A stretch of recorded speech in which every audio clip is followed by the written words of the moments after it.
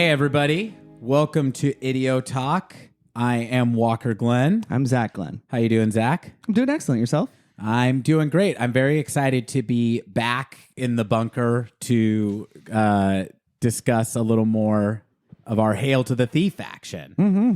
So, listeners, if you didn't listen to that episode, all our Hail to the Thief hot takes, or HTTHTs, as we call them, get that hashtag going, by the way, if you haven't already.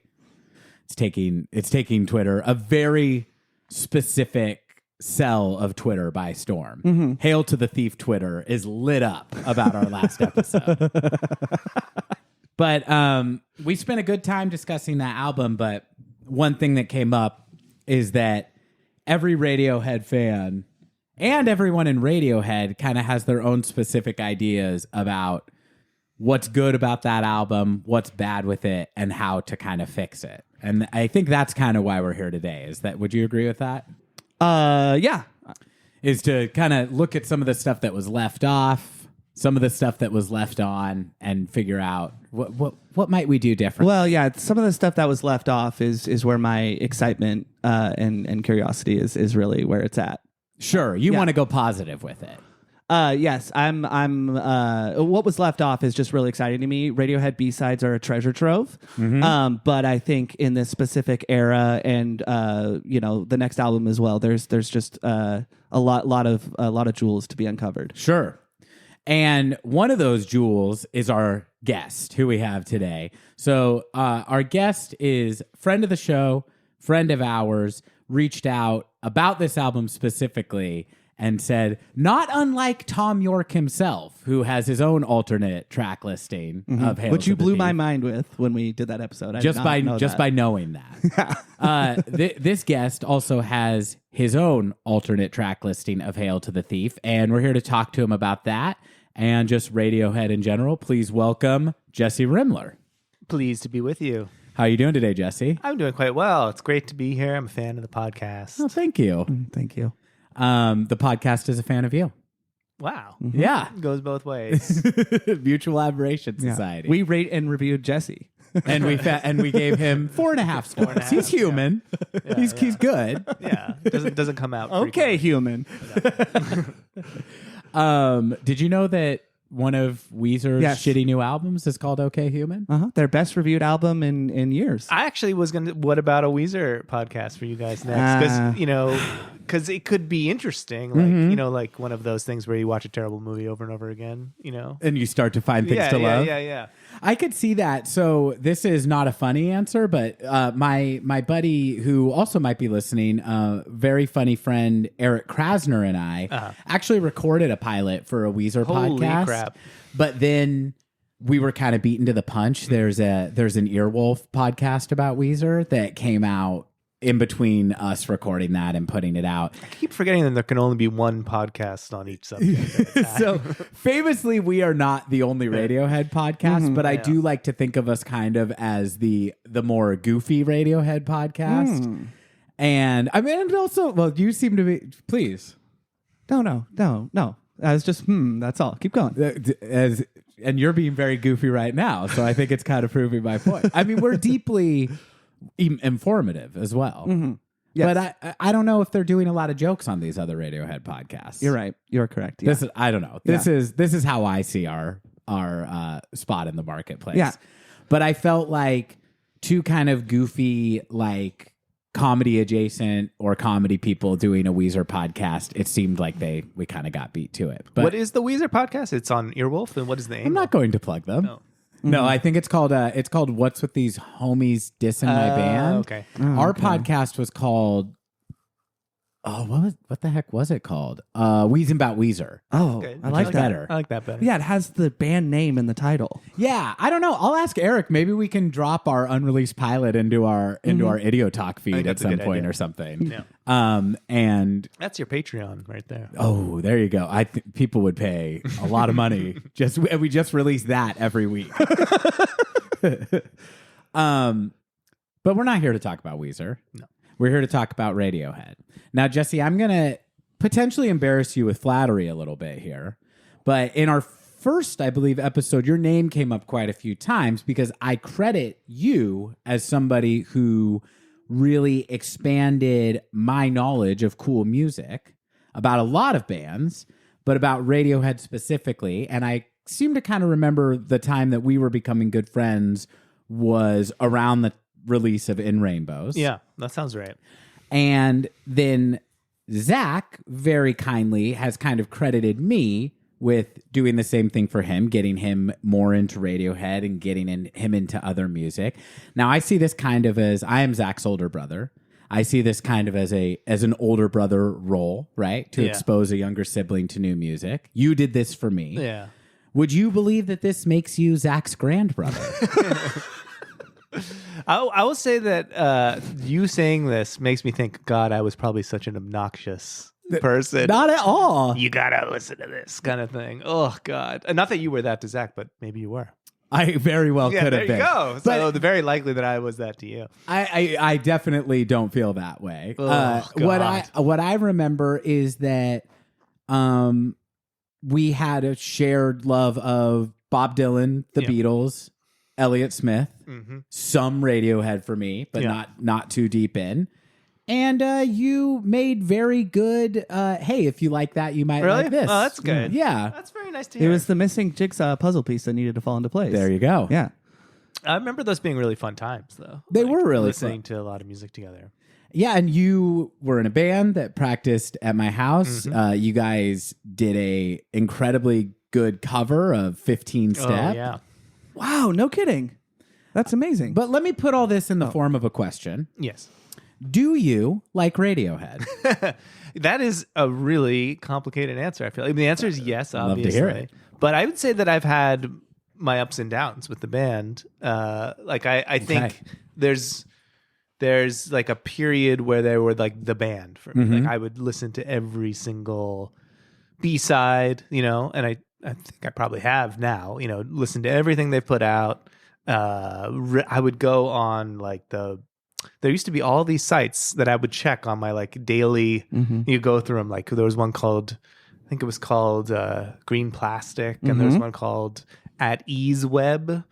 There were like 4 or 5 of those that I would check, and there would be like the Radiohead official website, which was like a bunch of bad poetry, or not bad, but it was like weird images and scanned in like scribbles and stuff that you could click through. Probably a lot of weird Stanley Donwood stuff. Which I like, but I mean, it was like purposefully alienating website, and I would like scour that, and there'd be like lyrics from a song that hadn't come out yet, and of course I was like getting QuickTime videos of like a live show, whatever it is. I was obsessive about it.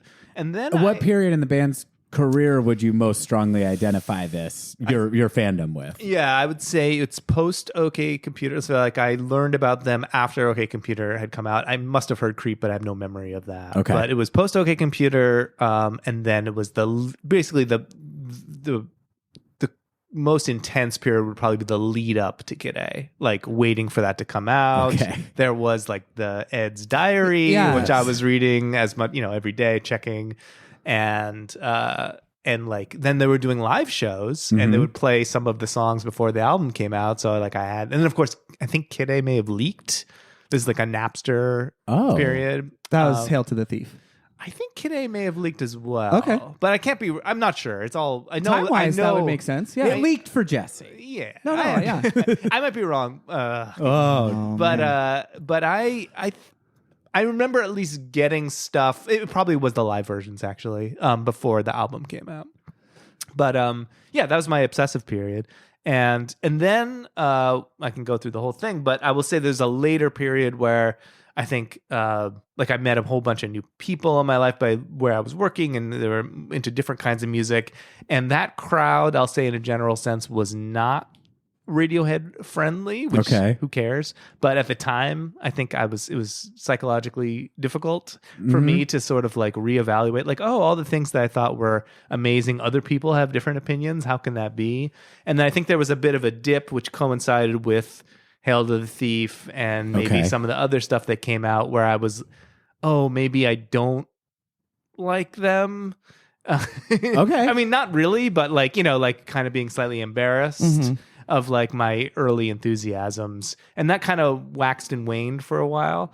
Obviously, in Rainbows, I really liked and all that. But anyway, long story short is there was a period in my life where I thought like, oh, it's kind of embarrassing that I was such a huge Radiohead fan and now I know all this other music, but that has totally faded and I'm back like, they're good. What's the big deal? Why did I even, what the hell is wrong with me? I'm not saying they're like perfect or like I can vouch for every single song or I don't see the criticisms or that sort of thing, but I recognize that a lot of what I was going through was just me trying to figure out who I was, and like maybe zig when everyone was zagging, or that kind of thing, that fades away as you get older, I was gonna say, don't you? It sounds very, very relatable, not specifically with Radiohead for me, but that period of your adulthood when it feels very common to me to kind of define yourself in opposition to things other people think are cool. Yeah. And one of the best things about getting older is kind of like having enough of a sense of self that the things you like, whether they are kind of incredibly high quality or kind of fluff, it's not a reflection of you as a human being. Yeah. And you can just like what you like. You like what you like. But simultaneously, I think the thing for me is to being open to other people having different opinions, which took a long, still, I think it's, there's something about taste when I was younger that there was a right and a wrong. And I was like personally offended by, by other people's opinions and taste, and that has just gone. I mean, it comes up every now and then, but just relax that muscle a bit, which is nice. But for Radiohead now, I will say that they're a comfort for me, and anything that you spend that much time with when you're younger, there's a pleasure there, because I think of a similar thing for me. I'm trying to think of like cringiness is when I was maybe a little younger than that, getting into Pink Floyd, and like I remember like playing for my dad like Animals, like that album, just like, don't you get how profound this is? And part of me just cringes at that, but part of me now has come around to being like, I guess I really needed that for whatever reason. I needed this very bleak, very humorless stuff, and I don't know why I needed it. I don't go back to it as much as I do some of the stuff we're talking about today, but yeah, it's just like a little sympathy for the young kind of I don't know, angsty, I guess, young boy or something. Yeah. Zach, you look like you have. Oh no, I think this is interesting because I've had that experience, I would say, with lesser bands than Radiohead, and this is all subjective. I don't mean to be highfalutin about basically everything you just said. I think was very humble, but I'm wondering if, the period where you may have fell out with Radiohead just a little bit in terms of like them being, the band, was that because you went deeper on like some of Radiohead's influences, like we were talking about before we started recording, like say some of the jazz stuff, like Mingus, like your Jesse, your breadth of knowledge about music and lots of genres has always been very impressive to me. So I'm curious if it was not because you got into like the Velvet Underground, is that the band, or some other band that was really big in the 70s, but because you went deep on, say, like lesser known acts. Is that maybe it? I don't know. And it's hard to say in the chronology, but I would say that the biggest thing was meeting people who had a totally different relation to music than I did. Sure. And respecting what those people were making. So that was a kind of a head spinner. I think I had been very influenced by, my dad, my brother, and then the people that I knew growing up had similar kinds of backgrounds of what they were into. And then I was thrust into this world where a lot of people that I knew didn't know that music or were equally impressive and interesting to me, but had totally different backgrounds in music. So they were playing jazz or they were listening to, more avant-garde stuff. And I liked some of it. I didn't like other parts of it, but that was a period where I was trying, I think, to carve out an identity among those people. So it made sense for me at the time to kind of let some of my old stuff just go, and take in the new stuff. And now I just feel like it's just a mix of all of that. It's kind of like when somebody doesn't like the Beatles. I used to automatically assume that person is doing that only to be a contrarian. Right. But as I've gotten older, I've realized, well, there's people who just don't like pop music. Sure. And that's okay. Yeah, yeah. And not every, like, it doesn't mean someone's being an asshole about it. No. Just because this is just one kind of music that I happen to really love. Yeah. Now, I did in one of our recent episodes rave for a half hour about somebody casually saying they don't like Radiohead and me feeling personally assaulted by that. Totally. So I am a hypocrite. Yeah, sure. But, well, I also get where you're coming from. I had this, I don't know if this ties exactly what you're saying, but I had this revelation the other day where I was listening to something, we're all listening to these podcasts that are like kind of catered to us, right? Mm-hmm. And I had within a couple weeks a number of things on, like, people talking on this podcast kept saying like, oh, I used to go, I was on Clement Street or I realized that I was noticing that my world was being represented in what I was listening to. And at first I thought like, wow, I must be in the center of everything. And then I realized, wait, what I listen to and what I'm interested is incredibly narrow. And even though a lot of the comedians or musicians, that sort of thing, have intersected with my world, that's actually telling me that I don't know what's going on with most of the world. And, and that's okay. But it was a little bit of a like shake up of like, maybe I should start listening to other things and like maybe broaden again. Like, I kind of feel like there's a natural narrowing that happens unless you shake yourself up a little bit every once in a while. Mm-hmm. Very well said, man. That's I keep excusing myself for that because we're doing a Radiohead podcast, and so it has been, not literally every day only Radiohead, but it has been more extreme than ever, which is funny because I don't even know that I need to listen to the albums as many times as I have preparing for the episodes, but not that I'm looking forward to when this project concludes or anything like that. But of late, I've been trying to lean on that crutch less of, I got to listen to Hail to the Thief for the 87th time because I mean, I just couldn't have said it any better. And it's okay if like there's genres or styles of music that don't appeal to me. Yeah. But I think always, me saying I know what those are is a mistake in itself.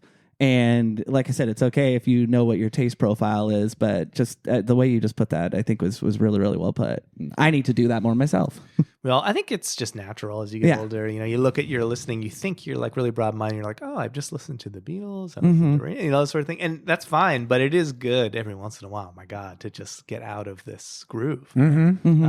Trying to do it. It's hard, though. I think that with Radiohead and with the Beatles, and I think it's weird to associate this maybe, but there's like, I could think of like 5 or 6 like big names that just keep cycling up in my life. And there's like a new way to appreciate them. Yeah. And part of it is like, oh, they are really good. It holds up, but also I am being marketed, like, so there's, Radiohead, sure. But, like the movies of Stanley Kubrick or whatever it is. And like, they just keep coming up over and over again. And they're almost like, these like father figures or something, like they comfort me. I don't know. It's they're like there's a comfort to them that goes beyond the actual art itself.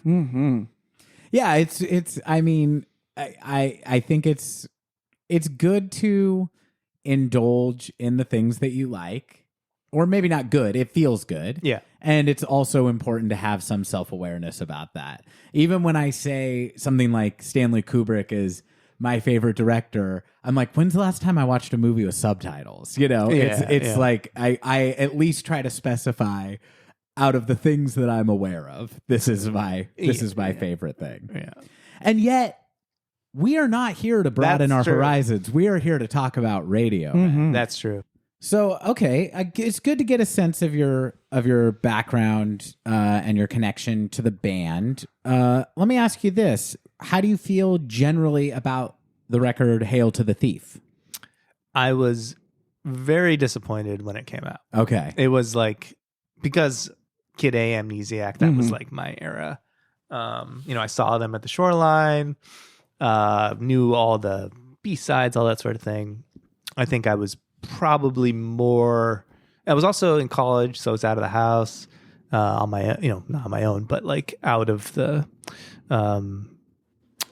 suburbs. And it was sort of like, this is my band. I can't wait for their new thing. I'm reading all the message boards, all that kind of thing. And then it comes out, and I remember being pretty disappointed in it. Jesse, I'm sorry. Can I interject a question? Yeah. When you saw them at Shoreline, did they happen to open with National Anthem and close with Motion Picture Soundtrack? Probably. Because former guest of the show, Aaron Ross, I saw them. that one. Okay, yeah. Yeah, so we were at the same. Yeah, okay. We only get guests who are at that show. Can I tell you my actual memory of that show? Please. I mean, I'm a big Radiohead fan at this point, right? Like I'm like, this is it for me. Sure. This tells you a lot about me. I remember very vividly thinking, like, I'm cold and I want to go home. And you're like 20 years old. Yeah. This is sad, like now I think about it, like I had no tolerance for outdoor giant concerts. I mean, it was really cool, obviously, and they were really good.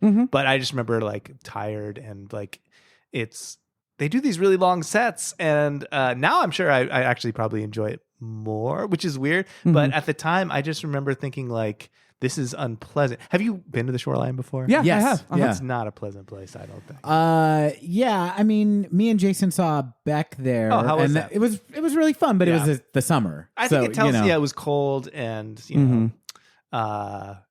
But so Hail to the Thief came out after Amnesiac, right? So and there was a little bit of a gap, but not a huge one. 2 years almost 2 to the years. day. And I remember thinking when the album came out that it had some great songs on it, but it felt a little rushed to me. And also that it had some of, and still does, some of my least favorite Radiohead songs. I agree with that. And it also seemed a little so like the name Hail to the Thief at the time, now I don't really mind it that much, but at the time it really bothered me. I was very anti George Bush, but at the time it almost felt like, okay, so their new album is like a bumper sticker. Like, what if it was named like #resist? Yeah, or coexist with all the little symbols, or the anti-Bushites, or U.S. out of my uterus or something. The only Bush I trust is my own. Yeah, that kind of thing. I was like, okay, so that's what their title is. And then the titles of the songs, because they all had two titles. Yes, I remember specifically with my friend laughing that they had a subtitle called "The Bony King of Nowhere." Yes, I thought, no, this is not good. Subsequently, I found out that that's like a name of a children's book or something. So whatever, it's fine. But like "The Bony King of Nowhere," "Hail to the Thief," none of it sounded. There was something about Kid A and Amnesiac to me that seemed like they're making all the right decisions. Yeah. They just, everything is lining up. Weird decisions make sense. Tree Fingers is a title I liked then. And maybe it's just as bad as The Bony King of Nowhere now, but at the time it felt like the right choice. This is the right set, or this is the right order of songs. These are the right influences. Everything's in its right place. Yeah, so that's to speak. what I'm trying to say. Yeah. So, but it didn't feel that way for me with Hail to the Thief. Yeah. Yeah. Okay. Yeah. I mean, these are, I want to be careful for me and Zach to not restate and relitigate all our opinions about Hail to the Thief, but I will say this is very much lining up with how I feel about the album. Now, what I did discover upon the many, many re-listens that I undertook for the episode were that there were songs I had dismissed that I do really like. Right. The ones that I really, really don't like continue to kind of drop in my esteem, and the ones that I really love, I love quite a lot. I think where the album fails for me is in terms of its lack of precision in the production. It feels like everything is a little bit slapped together, and they'll have kind of a basic song, but hey, Johnny, like play some weird shit on top of this. Sure. Yeah. And where it really succeeds is in the back to basics rock songs. I really like them doing this more simple live approach with like such an expanded music vocabulary. But when they're getting into moments that feel like one-offs from Amnesiac or Kid A, they feel like much lesser versions of those types of songs. Right. It has, I mean, we'll go through it, but it has a number of songs that I think my least favorite Radiohead song is the Tom is learning the piano, and that, because he's not a pianist, but he plays piano, and like he has a lick, and it's like, this is it. This is good enough. And nobody seems to tell him that he needs to write a better song. You know what I mean? Like, so are you talking We Suck Youngblood and Sail to the Moon? Yes. Well, and also Punch Sit Up, Down, Stand Up, but maybe? Yeah, you got all four. That's really interesting, Jesse, because those are my least favorite. But go ahead. Sorry. No, that's interesting because I know how to screw around on the piano, and that's the extent of it. But I really feel that Tom's piano playing. Oh, I love it. When it goes right, it's Okay. everything in its right place. Sure. When it goes right, it's great. It's Pyramid Song. But when it goes Right. wrong, it's the Daily Mail. One of my... Ooh. Oh, okay. Oh, a big fan. I like that I song. like that yeah. song. I hate that song. But there's like a hand or what's another one? It doesn't matter. Well, But no, I'm just curious. So, are you saying that like you don't like the composition of the licks himself, or are you saying he's not up to par to have a piano driven No, song? it's just piano playing is fine, better than me. But but I just think it's like it's not enough. It's not okay. done. Okay, The gotcha. songs Song aren't ain't done. done. Yeah. Okay. Yeah, I would Song agree with ain't that. done. Okay. Well, I mean, should we go through? Should we go through the track list, and then maybe we'll kind of figure out where you would? I'd be curious Where to hear you where you- end. and the Where you end podcast and I begin? begins. Yeah. What I was, you already mentioned this, but you probably already talked about it. But I didn't. I did this track list on my own because it's a habit of mine to like, I'd like this album, but it could be better. So I did this, and then I found out that Tom York had done it too. So it is kind of fun to compare the two. Sure. And I have them both here. So. Oh, okay, great. Okay, well then, you let us know where things line up and where things deviate from Tom York, because I looked at Tom York's and I did not agree with it. I disagree. We have some similarities, but some strong disagreements. Okay. Can I just say one thing? When Walker and I recorded our episode yesterday, I really appreciated your positivity regarding the parenthetical additions next to each song. So Walker was kind of saying, Little man being erased. to paraphrase, you were saying Snakes that and like, ladders. I like that basically, right? Oh. Yeah. I agree with Jesse, and I just didn't want to yuck your yums yesterday. I But really now you have No, now you I have- wasn't like This that's is an awesome or intervention. anything. I just kind of let you make your point, and I liked that you were finding some positivity about the like poetic nature of the way the songs are titled. But I think that if I was as big of a Radiohead fan as you were upon release of the album, and I wasn't discovering everything all at once, like was my journey, I would have been alarmed just by that cover. I would have judged the book by its cover, so to Totally. speak. The because- cover also bothered me. Oh, I see. I'm not talking about the artwork. I do like it more that. now, but at the time, it kind of like, whoa. But yeah, the song titles being so overly long, and Radiohead do have some long song titles, but they're usually rather brief, 2 words. And I just think it's a little bit overindulgent, as this album can be at times. I just wanted to add that agreement on. I to further what you said, and this is more about me than them, but I always have had the sense with Tom York that he's not actually sitting on a fountain of great poetry. No. And he reuses a lot of stuff. And I like his lyrics often. Sometimes I do some more than others, but like I always think like he's gonna use dinosaurs or was it dinosaurs or What are we walking referencing? the earth? He uses that phrase Oh, both yeah, on Kid A and he's going to reuse this. So I'm almost like, don't burn your titles, man. You got to hold on to Little Man Being Erased for your 14th solo album. Totally. And that's one of the things that we've That is praised. the most Tom Yorkie It's so phrase I've Tom ever York. heard. Little Man Being Erased is like the Tom York lyric. Yeah, like throughout the show, we've talked about how it's really cool that the band and probably Nigel in this too, like they know their strengths so well, and I think most folks. No, that's not true. A lot of famous artists have overwritten their songs. Roger Waters, Billy Corgan. Yeah. People that I think have strengths as lyricists and as poets. Whereas Tom York, what's so cool, similar to David Byrne or Jeff Tweedy, like it is rather short, and the song can be 6.5 minutes long. It does not then mean that there's 37 lines. Exactly. And I do feel like on Hail to the Thief, and we'll get into it. I don't want to drag this out, but that is maybe not a strength they're leaning into as much. I'd agree. Well, this is the first album to me where they sound like a band that doesn't hear no anymore. And, it just does.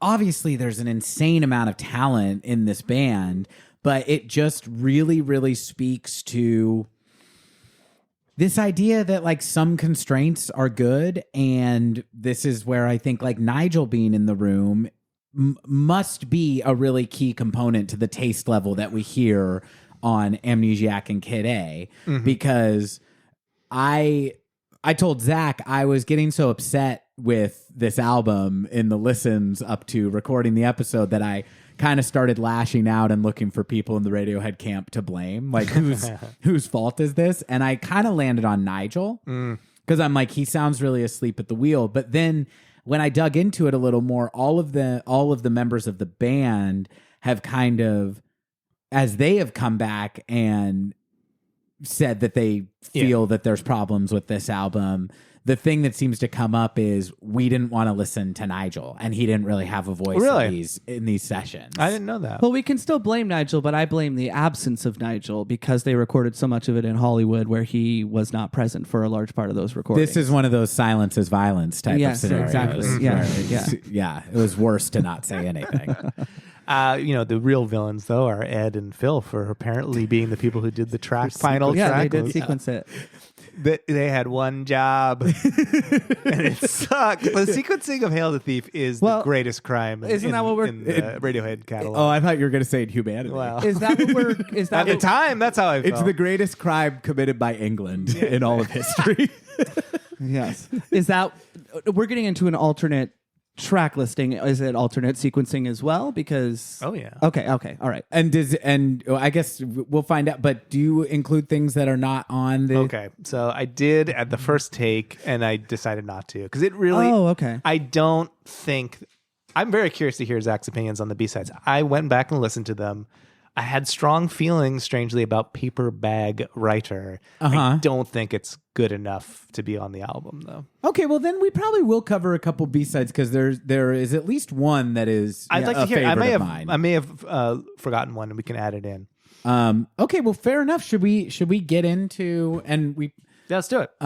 So this is. Do you have a name for this mix? This album. The album would be retitled There. That's the album. Love it. Like that. And the first song would be There. Okay. Wow. Now, I think this is where your track listing has something in common with Tom's. It's the same. And I did it without knowing. I'm so glad I did not know about that. And so this is all news to me. What a bold choice to open with. Equally bold as 2 + 2 = 5. Yeah, I thought about it, obviously, and I think it's not a natural opener in some ways because it's so slow, but by the end of the song, you feel like, okay, this is going to be interesting. Because like the end of There is really special. I think you mentioned that on the other pod. Yeah. And it really does kind of set up the album for me. It doesn't start like I would say that 2 + 2 = 5 is a better like literal start, like the very beginning of the song. Yeah. But by the end of There, I feel like it's a great opener.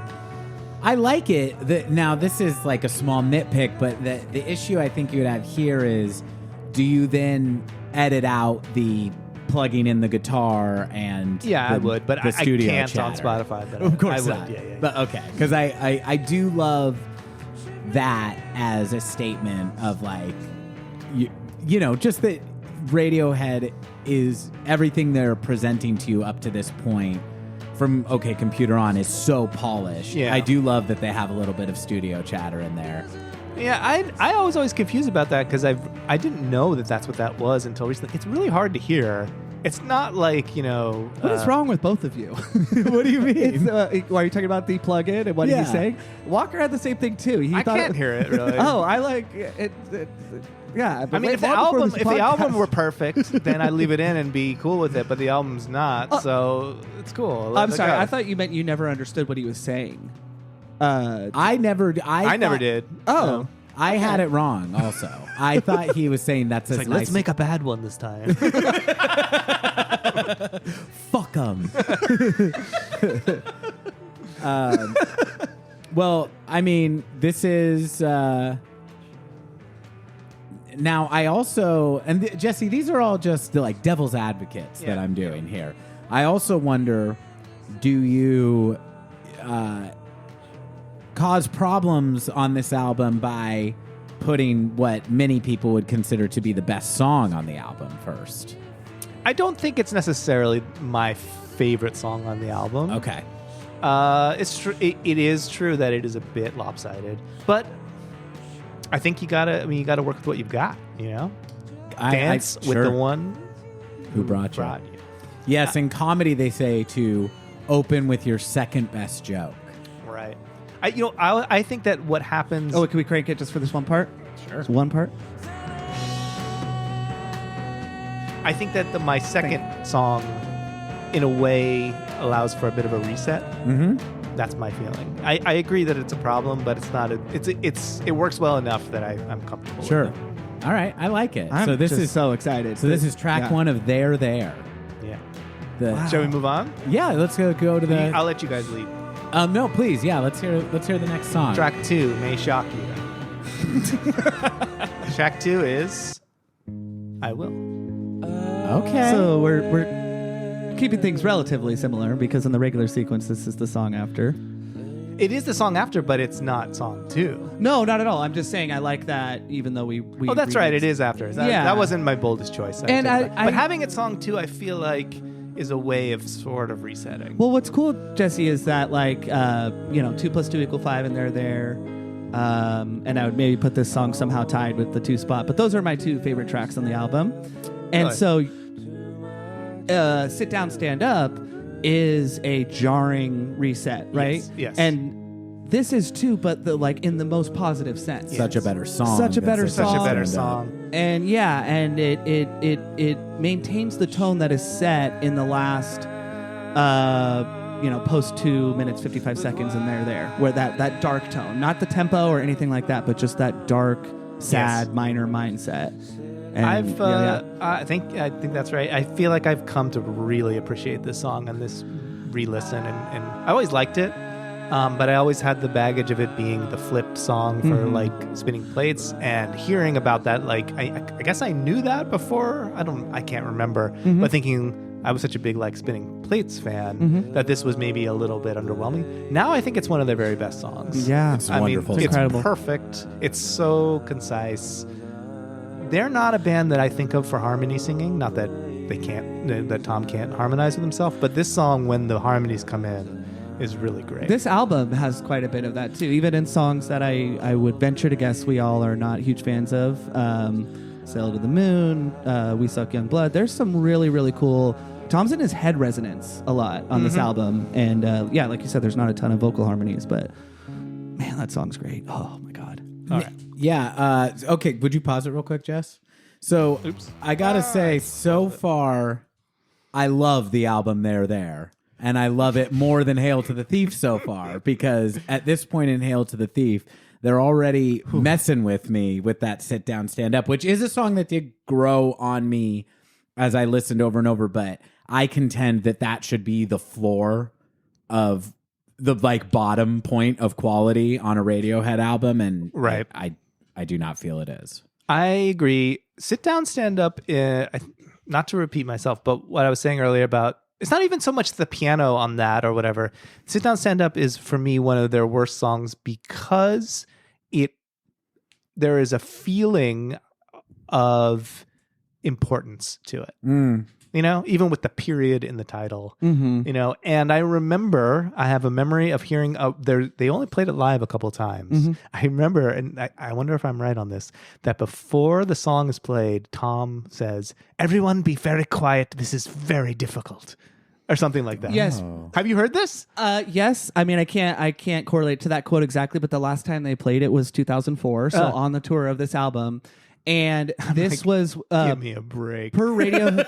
Everyone be quiet. This is difficult. No, that is so uncharacteristic of them, because no shit. Idiotech is probably, but yeah, Radiohead songs are hard, dude. But whatever. Who cares? Play the song, number one, and number two. Like they're doing something they're solving some problem. They couldn't get it right though. That's why they never played it again. So I guess, but the song isn't that good. Like, it's okay. I mean, it doesn't really. Okay, the end is awful to me. Like the sound of that thing, and then the raindrops and the raindrops. To me, that is like faux meaning. Faux profundity to me, which is weird to say because I am cool with. I can go a long way with him saying like "little baby's eyes" at the end or whatever. But there's something about that where it's like. They go like, and it's the best thing about the band is that they actually go for it. They like don't limit themselves. But when I feel like when it's not attuned quite right, they land into something that makes me roll my eyes a little bit. A little cringy for you. Cringy, but very rarely. I mean, it's amazing how rarely that happens. Like I think they have a pretty high success rate of not cringing on me. And most things grow, but that song just never has. I mean, one thing that I found upon listening of this album, because I don't like the ending of Sit Down, Stand Up either, because I do find the piano part to be like good, not great. Yeah, it's okay. It's really repetitive. Radiohead has really repetitive songs that I love. This one, I'm kind of like, okay, I'm with you. I feel it building, and then what it kicks into is really, really underwhelming to me. And I also find on Hail to the Thief, their like sample library is much more. I think the blips and bloops on the two previous records sound really timeless. It and might everything not be sounds very samples. 2003. It may be stuff that they're dialing in, but I feel like they're dialing it in very quickly. Sure, that's what I feel. You know what I mean? Like it doesn't feel like they're taking the time, the care to get every sound to just fit exactly right. And that kind of ray gun sound or whatever at the end of Sit Down, Stand Up just like sticks out like a sore thumb. It does. It sounds almost like if Radiohead came out with an album in 2022 and they have like air horn sound effects or something, you'd be like, huh, this isn't. Yeah, it sounds like kind of Euro pop or something. I don't know. I don't know. It's weird. Shall we jump to track 3? Or Zach, did you have anything you wanted to interject? Nope. Let's go. All right. Track 3 is Mixomatosis. I do like the sequencing of this song, regardless of how much we like the song or would keep it. I do like the sequencing of this song earlier on. I think its placement in the latter third it's in that third of songs that, excluding Wolf at the Door, are like kind of all blend together, and it makes the standouts harder to kind of remember because they're there. It takes you to this peak exactly at the midpoint or slightly thereafter. And I really appreciate this placement earlier on. Oh, thank you. This is an interesting example to me of my theory. And my theory, by the way, Jesse, is I refer a lot now to the Radiohead fan community as a monolith. And what I mean is like Reddit posts that I've read this week. Sure. Zach and I don't know if you've been on the Radiohead subreddit, but Zach and I are on this thing. I'll meet you there tonight. Okay, great. I haven't really spent much time on it. Okay, well, we are living it up over there. Oh. We're posting memes. We're getting karma. We're having a lot of fun. This sounds great. Yeah, it's a lot of fun, and it's a fun community with a good mix of self-effacing humor and taking the band deathly seriously, yes. which I think is a lot of what this podcast is. Yeah. Now, my thing about this album is no Radiohead fan has the same opinion about Hail to the Thief. Everyone feels very strongly about what are the highs and lows of this album. Yes. This, for me, is a song You don't like the song. It's one of my least favorites. Interesting, yeah. It sounds very derivative to me of other lesser bands, and his vocal take sounds really bored to me. I don't like that he's in this low register the whole time and just basic. I'm not a big fan of this one. But I would be fine with it as a B-side. Sure. But not a big fan of it. I don't disagree. I especially agree with you on the vocal take that this was a first take, and we talked about the internet leak last week. But so yeah, maybe this is like a rush take, and Tom was just like, maybe this was at hour number 12 in the studio. Who knows? But you're saying it's derivative. It's derivative of artists that are presently popular, though. Like I'm not sure if you're familiar with the band Fantagram, who I really enjoy. No. Yeah, they're fine. They're a 2-piece. So it's future derivative. But Fantagram is popular now. Which I guess is not derivative. Right, that's what I'm saying. Influential is the other you're word. saying it's derivative, but I would struggle to find artists that were releasing albums in 2003 that were mixing like this, I think it's just a sound we're tired of now. And I wonder if Really? I don't do know. not think I'm hearing a lot of songs like Mixomatosis but I could be wrong. I mean, This like kind of electro rock Really? sounds Yeah. very like it does sound like a few years ahead of this, but I feel like this mix of electronic and driving electric guitars sounds very like Death Cab for Cutie. Really? Sounds very Muse. Sounds very Muse, yeah. Yeah. interesting. You could be right. I think my biggest criticism of this song, I like this song, but my biggest criticism is like the 15th time he says Mixomatosis. It's like, Tom, okay, you learned a word today. Yeah. Is myxomatosis a real thing? And Yeah, what is it's it? like a Yeah. disease for like rabbits got. You know. Oh, but- so is this song ableist? Ableist against rabbits? Okay. It's a disease that rabbits get? It's Yeah. a rabbit-specific disease? I think so. Yes. Yeah. Weird. I mean, it's clearly regarding like cellular dysfunction. Okay. It's like, can we gotcha. talk about meiosis, Tom? Can we talk about something that affects? Yeah, okay, never mind. All right. Well, your Biology points are jokes. taken. I may not know the context well enough. But, No, it is exactly that. It's a No. I'm talking about the song itself. Maybe it doesn't fare well against some of the other similar material out there. It's bumming me out less where you got it than what But is it? I like the drum part mixed with that riff. I think it's always kind of interesting to me. It never quite lines. Maybe it does, but I haven't really analyzed it. But it feels like they're very unusual lines that don't quite line up, but do. You know, that's how I hear it. So I like that. I don't mind his singing on it, but yeah, again, him saying Mixomatosis like 9 times is kind of annoying. Hey, at least it's not Raindrops 47 times. That's true. You take what you get. Yeah, exactly. Take what you get on this album. Should we go to another? Yeah, please. Next one is Go to Sleep. Such a great song. Now, I never used to like Go to Sleep, but it's really warm. I'm into it now. I never am super excited when it starts, but by the end, I'm on board. Like all the stuff in the second half is really cool, where the goes into straight 4, and there's all the cool Johnny bends and all that. Zach has a comparison of this song to another English rock band that I find to be quite astute. Led Zeppelin. This is Sure, yeah, because it's got that It's very Jimmy Page. Ronnie R. Yes, very. Oh yeah, very good. Bronny R. Stomp or Bronny R? I don't know. Okay. Any of the R's. No, they're distinctly different.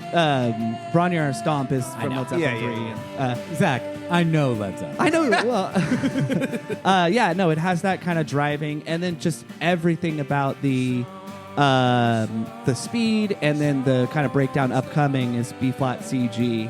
Of course, you could translate those to any key, but that is just such a Jimmy Page choice to me. And I don't want to recapitulate our takes from last week, but I think I struggle to find another Radiohead album where I'm like, they're not imitating, but isn't it interesting that this sounds like a Led Zeppelin song?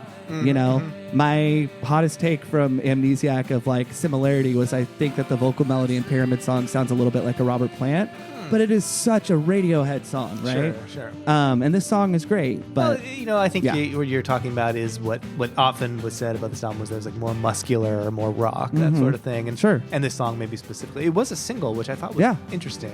It's not a natural single, but it is more driving. for what And they're this progression sounds very Benzy to me. I didn't mean to interrupt. Oh you no, there. I was Go just ahead. saying for what they're trying to represent, I think it makes sense as a single of like, hey, the guitar band is back. Right. You know. Yeah, and these echoes against his vote, these like feedback things. That's cool. Yeah. I like that. And that sounds like the handsome man to me, standing above a pedal board doing some Turning some nonsense. dials, Yeah, yeah. doing what the handsome man does. To me, the funniest thing about this song, though, is I think it's coming right up where he basically says, "I'm going to go to sleep and let this all wash over me." It's basically a guy yelling, I need to take a nap." That should have been the second title, "Take a Nap." You know? Yeah, and that does seem like a common refrain through this album. I need to take a nap. Yeah, it's just like, man, I'm so sick of this war on terror. And also, he has a new father at the time, so he probably did need to take a nap. That is what it is. Go to sleep. This might just be about Kid. the kid won't go to And sleep. it's like, you didn't like my he wrote a song to get the kid to go to sleep, but it was in 10/4 and dissonant guitar parts. It was Sail to the Moon, and the kid just wouldn't stop that crying. probably was what that was, honestly. Now, this song to me, and also so far your playlist, brutal criticisms of myxomatosis aside. Yes, I accept it. Thank you. We keep each other accountable here on Idiot Talk, don't we? This is lining up much more with what I want Hail to the Thief to be, which is that I don't think that if you distill this album down to its best tracks, that I would like it more than Amnesiac or Kid A. I don't think I would like it more than OK Computer. But I am like very okay with the idea of Radiohead being like, we just did this incredibly grueling process, and we'd like to make a record that's a little more fun by Radiohead standards. Totally. I like hearing them be a guitar band. It's fun. No, it's great. I think that it's the overlength of the album, and it's the seriousness of some of the songs that I've left off that really drags the album for me. Sure. Because it's almost like they're trying to do Pyramid Song again and not quite nailing it, know? Mm-hmm. Zach looks satisfied because that was a exact take that he had. Is that right? Yeah, I mean, we could talk about that whenever that song comes on. Okay. And also, listeners will have heard my hot take, and this is Jesse's episode, not mine. So, the next song is Backdrifts. Okay. Why don't you talk about this song? How do you feel about it? I actually quite liked this song when it came out. I know it's slight. It feels like a B-side. Mm-hmm. It is probably one of the weaker songs on the album. It is an unusually major key. Mm-hmm. If you play it, I remember when it came out, like playing along, and it's, you could play it at a, at a campfire, mm-hmm. It's a 1-4-5 kind of song. Mm-hmm. There's nothing wrong with it. I like it. I like the singing on it quite a bit. I do too. I love some of his vocal choices on mm-hmm. it, and it just feels like totally fine in the middle of the album place to sit for a while. No, that's when I couldn't have said it better. I really like, because I don't know if we'll listen to the whole song, but I love the part upcoming pre-chorus. Yes, absolutely. And I was telling Walker, this whole album vocally does feel like a more confident Tom, and a confidence which I suspect may have been gained from touring the Kid A and Amnesia, because you watch the live footage. You were there, but you watch the live footage from those albums, and I really, really see a confidence increase in Tom. Yeah, and I do feel like he's riffing a little bit more vocally on this album. Yes, which may have to do with the fact that it was recorded so quickly. But I feel like that pre-chorus is something that we'll see a little bit more of in Rainbows, but with maybe a more fully realized version of the songs. He sounds more relaxed. Yeah. In general, I'd say. Which is, I don't think the impression that people had when it came out. I think because of the title. Sure. And because of some of the song lyrics. But if listening back now, it does feel like a bit of a turning point for his singing. Can I just say one other thing about this song? So the parenthetical of this song is Honeymoon is Over. So it's obviously talking about... Jesse just rolled his eyes, listeners. Well, it's always so difficult to pin down word painting because it's, you can't ask the artist, and, it could be just a good guess. But those opening notes of whatever instrument is making the noise, to me, just reminds me of like if honey could make a sound. Oh, okay. And I know it's talking about honeymoon. It's not, but like I always find that interesting when Radiohead are taking such unique sounds made from who knows what, and it correlates to a noun or a verb somehow. Sure. So that's just something that popped into my mind. That's a great observation. Now I think I went pretty hard on this song when we did our episode about it, but I don't mind this song. It's fine. It sounds like The Eraser to me, and I like The Eraser a lot. I kind of wish it was on a Tom solo album more than a Radiohead It sounds album. a lot like I don't think there's too many other people playing on this song. It doesn't sound like it. Because all the electronic beats are probably all programmed, and like the weird chord, whatever was doing the chords has got to be some sort of manipulation that Tom did. Sure. Ed, actually. Oh, really? Uh huh. Yeah, this well, I take it back. It's not an Ed joint, but Ed is doing the most work as far as not in this piano line, but in I'm whatever sure the instrumentation is. That's got to be Johnny doing the piano. Yeah, It's the piano part actually is really cool. I It is, was noticing yeah. how cool that was today. I like- driving over.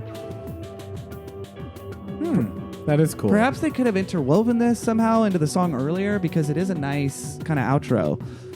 Well, it's not the outro because here we go again.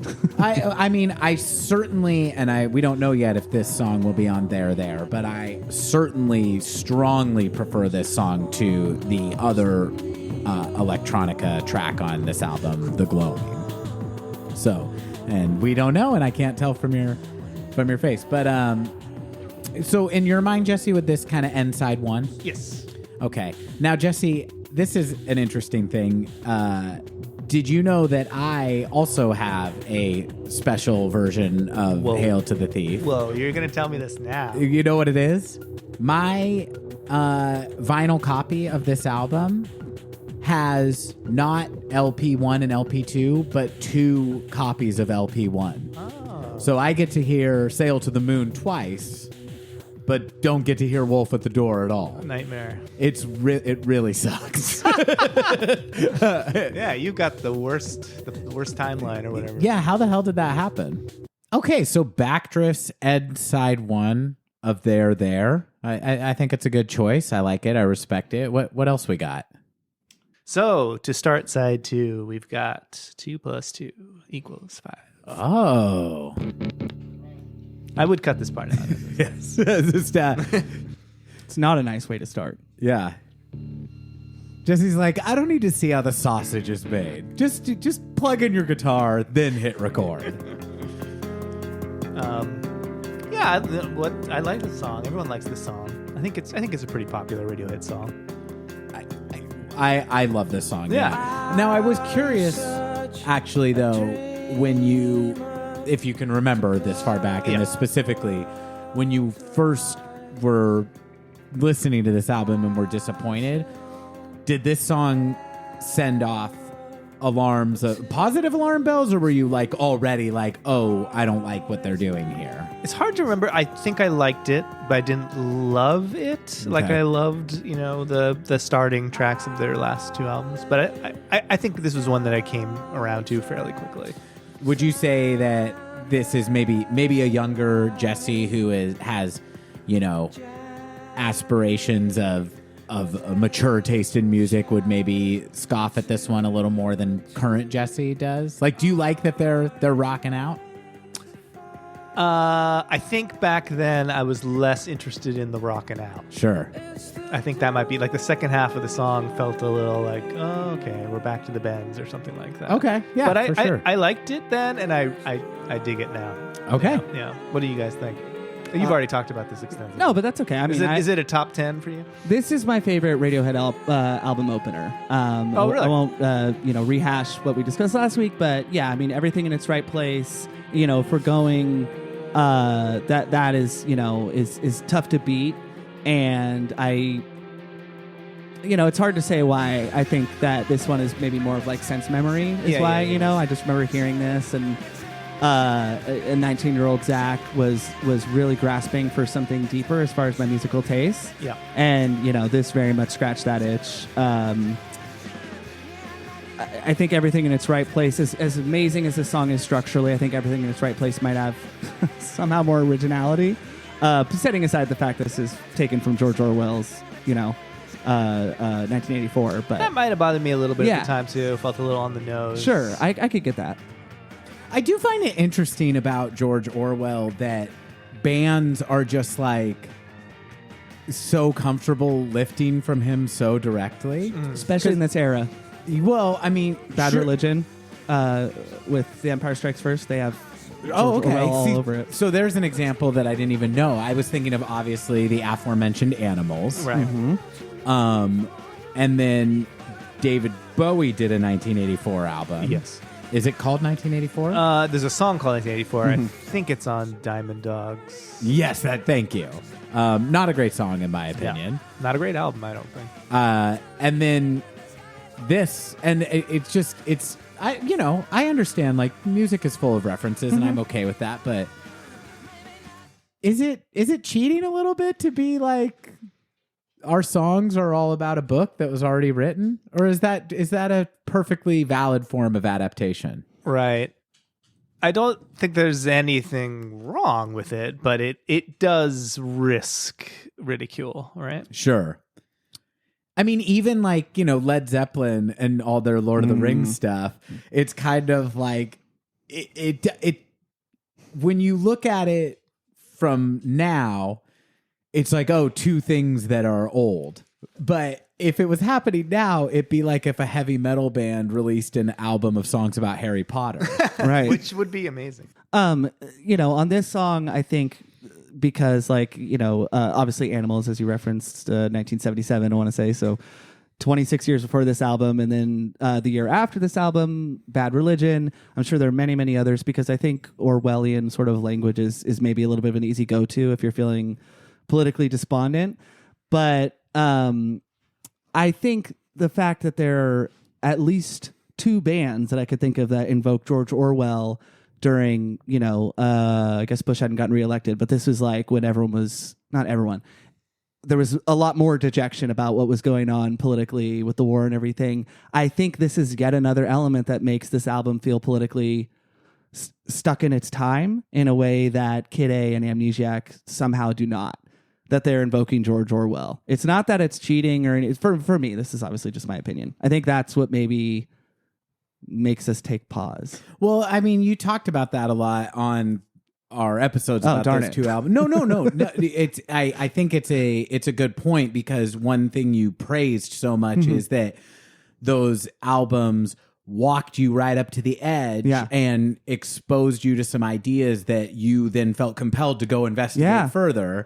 And that is more appealing than somebody telling you exactly what's on their mind. Yeah. Now, what do you guys think about this? Should we make an album? I don't want to toot our own horns here, but all of us play music, right? Should we make an album that's all about George Orwell's nonfiction essays? Shooting the elephant away. Yeah, exactly. So it's all songs about being like in the Imperial Police in India, fighting in the Spanish or Civil his War. review of Mein Kampf. Oh, yeah, sure, exactly. very interesting Maybe we should read. leave that one off. That's a bonus track. Why don't you guys make that? Jesse, I really think you should be there. He wasn't a fan of it, but I think we don't want to. 2 stars. What do we got next? Well, I think this is going to be controversial from what we've talked about earlier. Next We're up. about to go gloaming. We're gloaming it up. So tell me about your hatred of... Oh, should I go first? I like the gloaming quite a bit, and I think Tom York really likes the gloaming. He always brings it up, and he always brings it up at parties. Yeah. Can we listen to the gloaming? Big fan of the gloaming, isn't it? But I like it. I sometimes don't want to hear all the gobbledygook. It can be a little annoying, I suppose. I don't mind it, but I think the melody is cool. There's a melody to this song? It's no surprise that Tom York loves this song because it's taken from a future studio album of his, The Eraser. This is not a Radiohead song to me. I'm being cheeky, but you're saying this is just an Eraser. It's this similar just to feels Backdrift, so right? Tom York. But that's okay. I mean, it's sort of like on all almost all their albums. There's at least one where it's just Tom. Totally. Faust Arp. True. I just feel like it's okay to take a break and just hang out with Tom for a while. Yeah, yes, for absolutely. sure. I definitely don't. I don't mind. I mean, we were singing the praises of "I Will." Yeah, there's some more lo-fi B-sides to just about every album. I was telling Zach in the last one, my fantasy, and this may be a playlist I should make because this is never going to happen. I would love a Tom York solo album of more like guitar compositions. Because when the B-sides of him on an acoustic guitar for just about every album I really love. Follow Me Around, Gagging Order on this one. Yes. Oh, that's probably the one you guys are thinking of. That is the one. Oh, interesting. Yeah. Yeah. I spoiled it. I have another one. I don't know if maybe I'm being too hard on this song. To me, it has. I really hate that I'm making this criticism because it's levied at Radiohead, and I get very upset about it. I remember hearing you have strong feelings about the whole "you're too serious" kind of It thing. sounds too dreary to me, and their moments that are really sad on other albums are buoyed by just like strangeness or I don't know, just like a liveliness that this doesn't have for me. I get it. I think that may have been what I thought when I first heard it. It's grown on me. Yeah, I would say that this falls into B-level Radiohead, but Sure. But I like it more than Gagging Order, I guess I would say. Oh, okay. So I wouldn't swap it out. But I have to re-listen to some of these B-sides. It is interesting. Why does Tom York like this song so much? Because am I right? He's brought it up a number of times. He said the album should have been called The Gloaming. Yeah, I maybe. remember hearing that. Yeah, I think he has. He has it as track 2 in his Exactly. insane track list of Hail to the Thief. Yeah, he likes it. So maybe that's rubbed off on me a little bit. I just want to make Uncle Tom happy. Uncle Tom. That's not good. Cut that. Okay. Well, it's Uncle Thom. Uncle Tom. Now, can I hit you guys with the first 4 tracks on this? Sure. This is sick and insane how he sequenced this album. he started off with There. Okay. Just like Jesse's album There. And then he's hitting us with The Gloaming. Okay. Then Sail to the Moon. Whew. Then Sit Down, Stand Up. That's crazy. He wants us to go to sleep, which is the song that follows Sit Down, Stand Up. Yeah. It's rough. Okay. I don't get the love for those. And those are sequenced quite early in the actual track list too. Yeah. Sail to the Moon and That's true. I don't get it. What was his opener? I'm so sorry. There. The next 3. The Gloaming, Sail to the Moon, Sit Down, Stand Up. So you got... Yeah, Where I End and You Begin is next. How do you feel about this song? I like this song a lot. I think it's it reminds me quite a bit of Mixomatosis for some reason, in terms of it having like a looping kind of interesting drum part and then the synthy stuff on top. But I like it. I like how it builds. Yeah. I like by the end of the song, I'm really into it. Totally. Now, everyone thinks of the From the Basement in Rainbows, where they're playing that album. But there are several other From the Basement sessions, and this is a song that they play in one of them. And it is so cool to watch. It's a cool live song. It is, because I really hear that build that we were just speaking to as a callback to Greenwood and the Bends and of OK Computer, the way it's such an aggressive riff, but Tom plays it in the From a Basement session, and per our conversation with Brad Osborne, I think it's easy to ascribe every cool, hard driving, complex guitar part to Johnny, but as evident by this song and many others, like Tom can really keep that voice flowing and hammer on the guitar. No, he's a very good guitarist. Yes, absolutely. Very rhythmic and very steady. Yeah. Very, very strong guitar player. I can't believe the stuff he plays while singing in The Smile, too. Sure. Yes. Watching it's pretty incredible.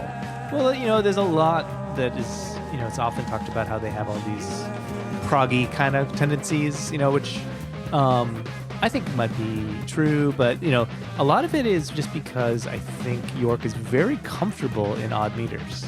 Yeah. Like, he's just very comfortable playing in odd meters. I don't know if that's because he must have worked at it. I don't know if it's because he wanted to, like he was listening to Yes or whatever, that sort of thing. I don't think so, though. I think he has like instincts, like rhythmic instincts. And he's worked pretty hard at independence, so he can sing very comfortably over a bunch of different time signatures. Sure. Which is cool, Sometimes I find myself a little bit nervous about that as part of because there is the geek thing. I'm like, ooh, did you know that this song they're playing 7/8 and this thing? And that always bothers me. But it's good when it comes out naturally. Right? Yeah. That's well said. Radiohead. It feels like a lot of their strangest moments, what makes them so cool is that you can be told that, and you're like, oh, really? I was tapping my foot the whole time. Right, You know, right. the thing that is in Brad's book is this concept of like salience, that they give you just enough of what you expect from conventions of pop and classical music while subverting it just enough that it keeps you really listening in a super engaged way. I mean, they care about music, which is a silly thing to say, but it doesn't seem like they care about the rest of it. They just like surprising themselves, you know? So that's a nice thing for a band to be like that for that long, you know? They still are curious about like learning this new composer or learning some new scale or that kind of thing. And whether you like them or not, I just feel like that sets them apart in some way from a lot of bands that are just kind of interested in recreating what they've done or, you know, speaking to the current fan base or whatever. Totally. I think that is one of the things that makes Radiohead so good, that is maybe tangible, is the expanded instrumentation and the Johnny Greenwood was far ahead, I think, of the other band members in terms of his technical proficiency. But I know very early on he started, he's very proficient piano player by OK Computer, right? And then obviously we're in a whole other realm with the theremin and Owens Martineau getting into, and I think that's such a ignorant, not like literally ignorant thing to say, because I'm not in a band that's trying to get better. But I do think that is something that helped everyone want to get better and yearn for these new things. And I think if more big acts did that, there might be more reinvention of a sound that, I don't know. Just does that make sense at all what I'm saying? Like, I think that might have been what set them on this trajectory to truly do new things. That they spur each other on. Yeah. And that they're competing with each other. Yeah. Who knows, though? I think so. I think that's why they've endured so much. I mean, they're like, it's not that they are like completely unimage conscious, but it seems like for a band to make as many deliberately kind of uncommercial moves as Radiohead has made and to be this big, it's got to be because of the attention to the music. Yeah. And I read an interview with Johnny Greenwood, and he said, talking about his tools, aka his guitars, he said the person was essentially asking him why aren't there more guitar heavy albums? And he said, to be honest with you, guitars are rather boring to me. They all sound the same. Like every guitar will sound the same regardless. And I don't know that I agree with that, but I'm not going to argue with Johnny Greenwood. But I thought, how cool is that? That's somebody who can rock and shred as much as we know he can. And I think that speaks to sometimes the yearning that a Radiohead song will give you. You want it to kind of keep going and it doesn't leave you dry. But I don't know. It's like, no, this isn't going to be a guitar song. I'm interested in this other instrument just as much as I am my guitar. And it was really cool. I love it. Actually curious. You know? Oh, I'm so glad we got back to liking Radiohead. Oh yeah, guys. we've really been pissing on them. Yeah. For a while. And the next song is actually one of my favorite songs of theirs, Scatterbrain. Jesse. I'm a huge fan. Jesse. You don't? Jesse. I love this. Oh, it's amazing, isn't it? But I didn't know that I loved this song until prepping for this podcast. It's so odd and so pretty. It's so beautiful. I remember hearing, this was one that I heard live first because I was like downloading, and that was a standout for me. And then I liked it when the album came out, and I never really went back. And just in the last few months going back, I'm just like, oh, this song is up there for me. I think it's interesting. I have a theory. I was listening to your Brad Osborne, Brad Osborne thing, and it came up that he said, and I think you guys agreed, and I would have agreed to this until fairly recently, that Johnny has only written like 3 or 4 of the songs. I don't know how true that is. It's not like I think that Johnny is the secret genius or anything. What I think is, knowing now a bit more about the band, and it's hard to know about the band because they're quite secretive, or just don't go into details. I don't think it's like they're holding it a secret, but they just don't care to talk about it. But I think that often actually Johnny will come in with like a chord progression or something. And there have been little things about this said, but for example, Present Tense on the most recent album, which is one of my faves. Yeah, me too. That one, you can hear that chord progression on his soundtrack for Norwegian Wood. Okay. So I don't know. Maybe he heard Tom do it and then used it for a soundtrack. I think it's unlikely. I think it's more like Tom heard that progression. It's like, this could work as a song. Sure. And it's his music. He can do what he wants with it. And I kind of think that maybe this is one of those because the chords are all sort of in inversions. I'm no expert on this, but like they're all pretty unusual. And I don't know of another Tom progression that sounds like it, but I can think of Johnny progressions in like his film work that kind of sound like it. So I'm and guessing, even like this sounds like Wolf at the Door. Like it sounds the most similar to Wolf at the Door than as it does to any other song. Even Johnny has said that he doesn't like to sing. He likes the owned Martineau, however you say it, because he can sing with it. And I think that part of it is he probably hums to himself melodies and that sort of thing, or has it in his head. But he kind of, like with the Smile, I think he needs a singer to finish these songs. So, and the last thing I'll say about this theory is that I remember reading about the Smile record, an interview where it was like they started doing that album before Tom was there. Maybe they had already had those songs ready to go, but I get the impression from what he said, and that was when the pandemic happened, he said, I got to get together with Tom and finish off some songs. Right. That sounds to me that it's not just Tom bringing in everything and Johnny like, oh, these chords, okay, I can do something with this. It's much more collaborative. Absolutely. And I think that, and Brad said this, like he has kind of a composerly sense of what it means to like having written a song. And I don't think that he's selling Greenwood short or, any of us are by saying Tom York writes it, but like you said, there is a little bit of a mystery to how their collaborative process works. That doesn't exist with Tool, for instance, who have a set order of who does what when and when, and I think that it might be, no one is selling Johnny Greenwood short on this podcast, but I do think that it is a little bit to be.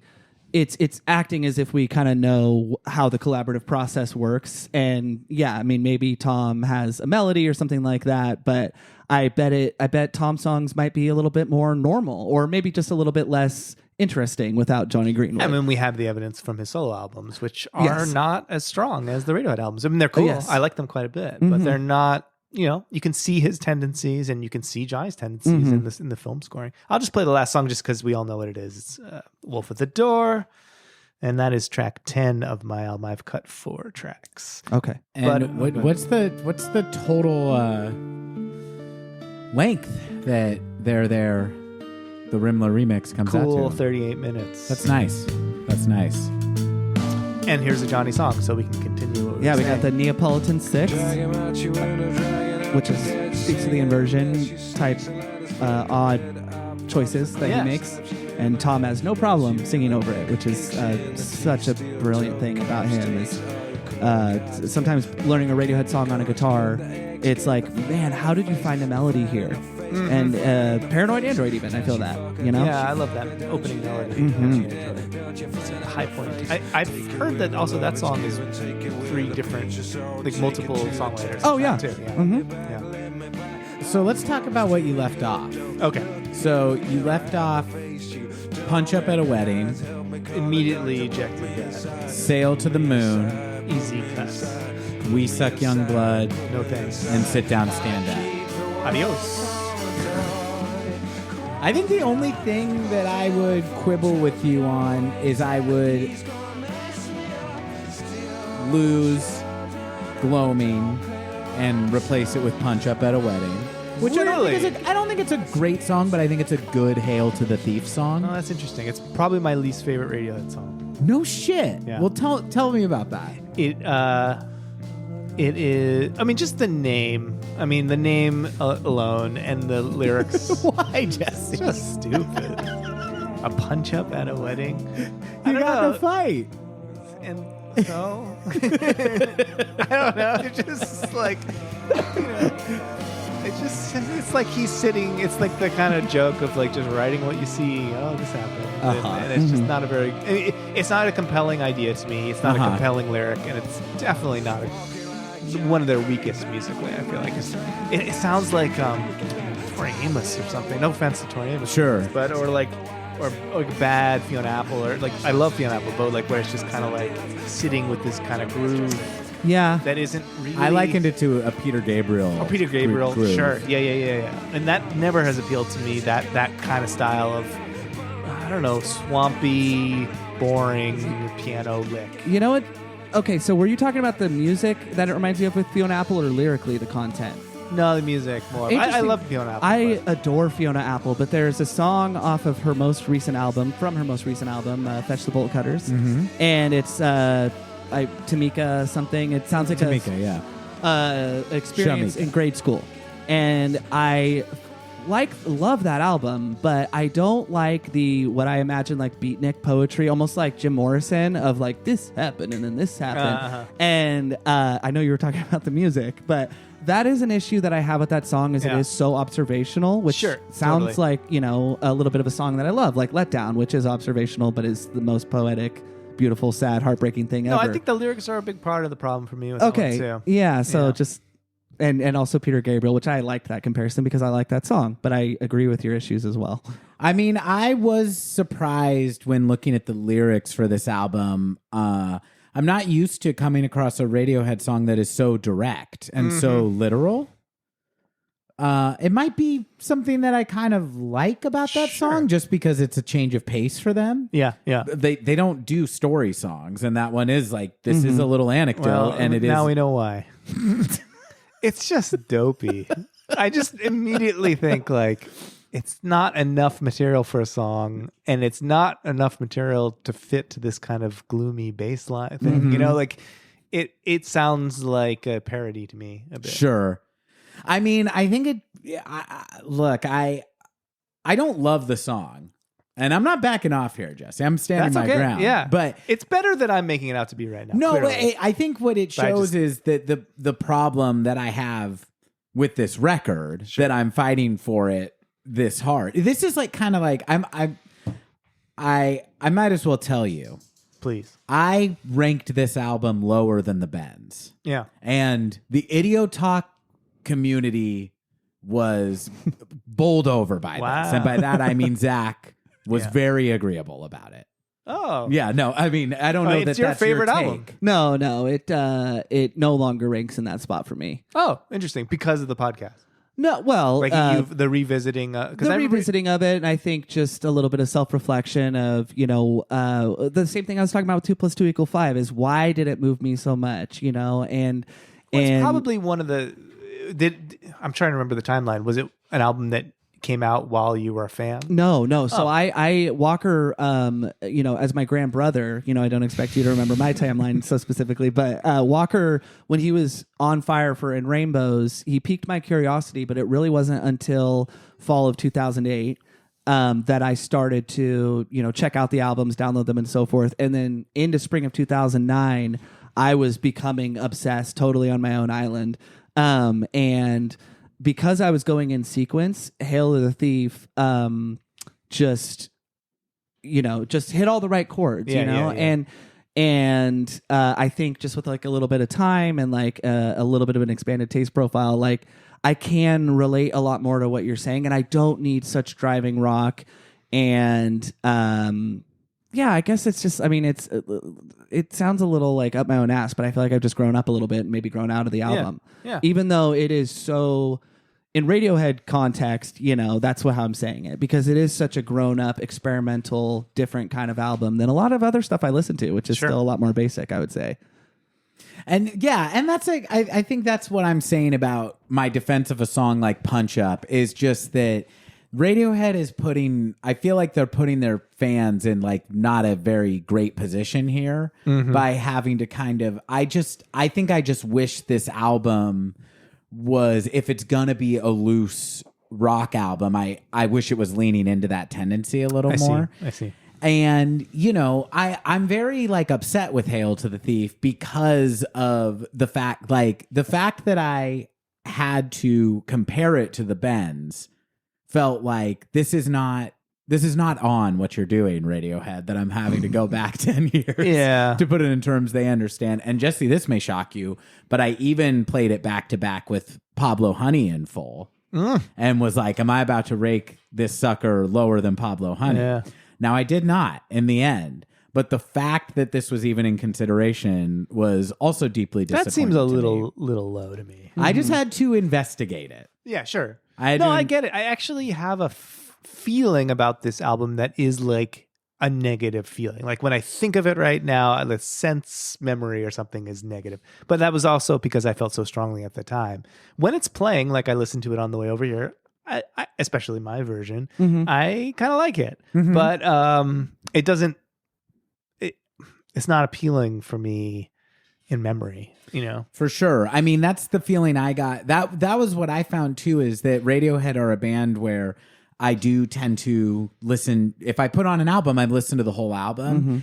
And the jarring stops and starts that this album puts me through are what caused me to find the overall experience unpleasant, which is why I ended up putting the Bends ahead of it. Not even though I don't think there's anything on the Bends that's as good as they're there. It's just a more enjoyable experience. And like I said, Pablo Honey did not hold up to the scrutiny of putting it against Hail to the Thief. Yeah. But you guys are we're all brothers on this podcast. Yeah. We're all proud brothers. So to put this in brother terms, I'm saying, like, Zach, you may remember this. When we were kids, if I started a fight with you, I would get in trouble. And if you started a fight with me, I would also get in trouble. And that is because I should know better, right? And that's how I feel with the fact that I'm even seeing Pablo Honey and Hail to the Thief go at it, for me is a little bit like, Hail to the Thief, I don't care who started it. You should know better. Yes. You're the older, more mature sibling here. Yeah, I get it. You understand the metaphor. No, I get it. And that was my feeling at the time, very strongly. Like, why are you regressing? I don't feel that way now, as I keep saying, but it's hard to describe my disappointment. I actually think I didn't. It was my first, like, oh, maybe Radiohead isn't my favorite band, because they really were like the band that I cared about the most up until that point. It's hard to describe it. It felt like I had been hoodwinked or something, which is so ridiculous in retrospect. Like, I cared that much, but it wasn't really. In Rainbows has this really powerful place in my memory, because I was kind of off of Radiohead a little bit and thinking like, well, there's the inevitable decline or something. And then that one, not only did it just negate that, but it also came out in that unusual way, and it kind of dropped, and everyone loved it, and everyone was talking about it. And it felt like I could immediately jump on board again. It almost seems they have like a switch off like that, where like King of Limbs is another one where I felt like, I don't know. Yeah. But you'll talk about that in future episodes. But I think it's so cool to hear, because I was aware culturally of what a big deal in Rainbows was, and through Walker and liking the music myself, that captured my attention to the band, and Rainbows did.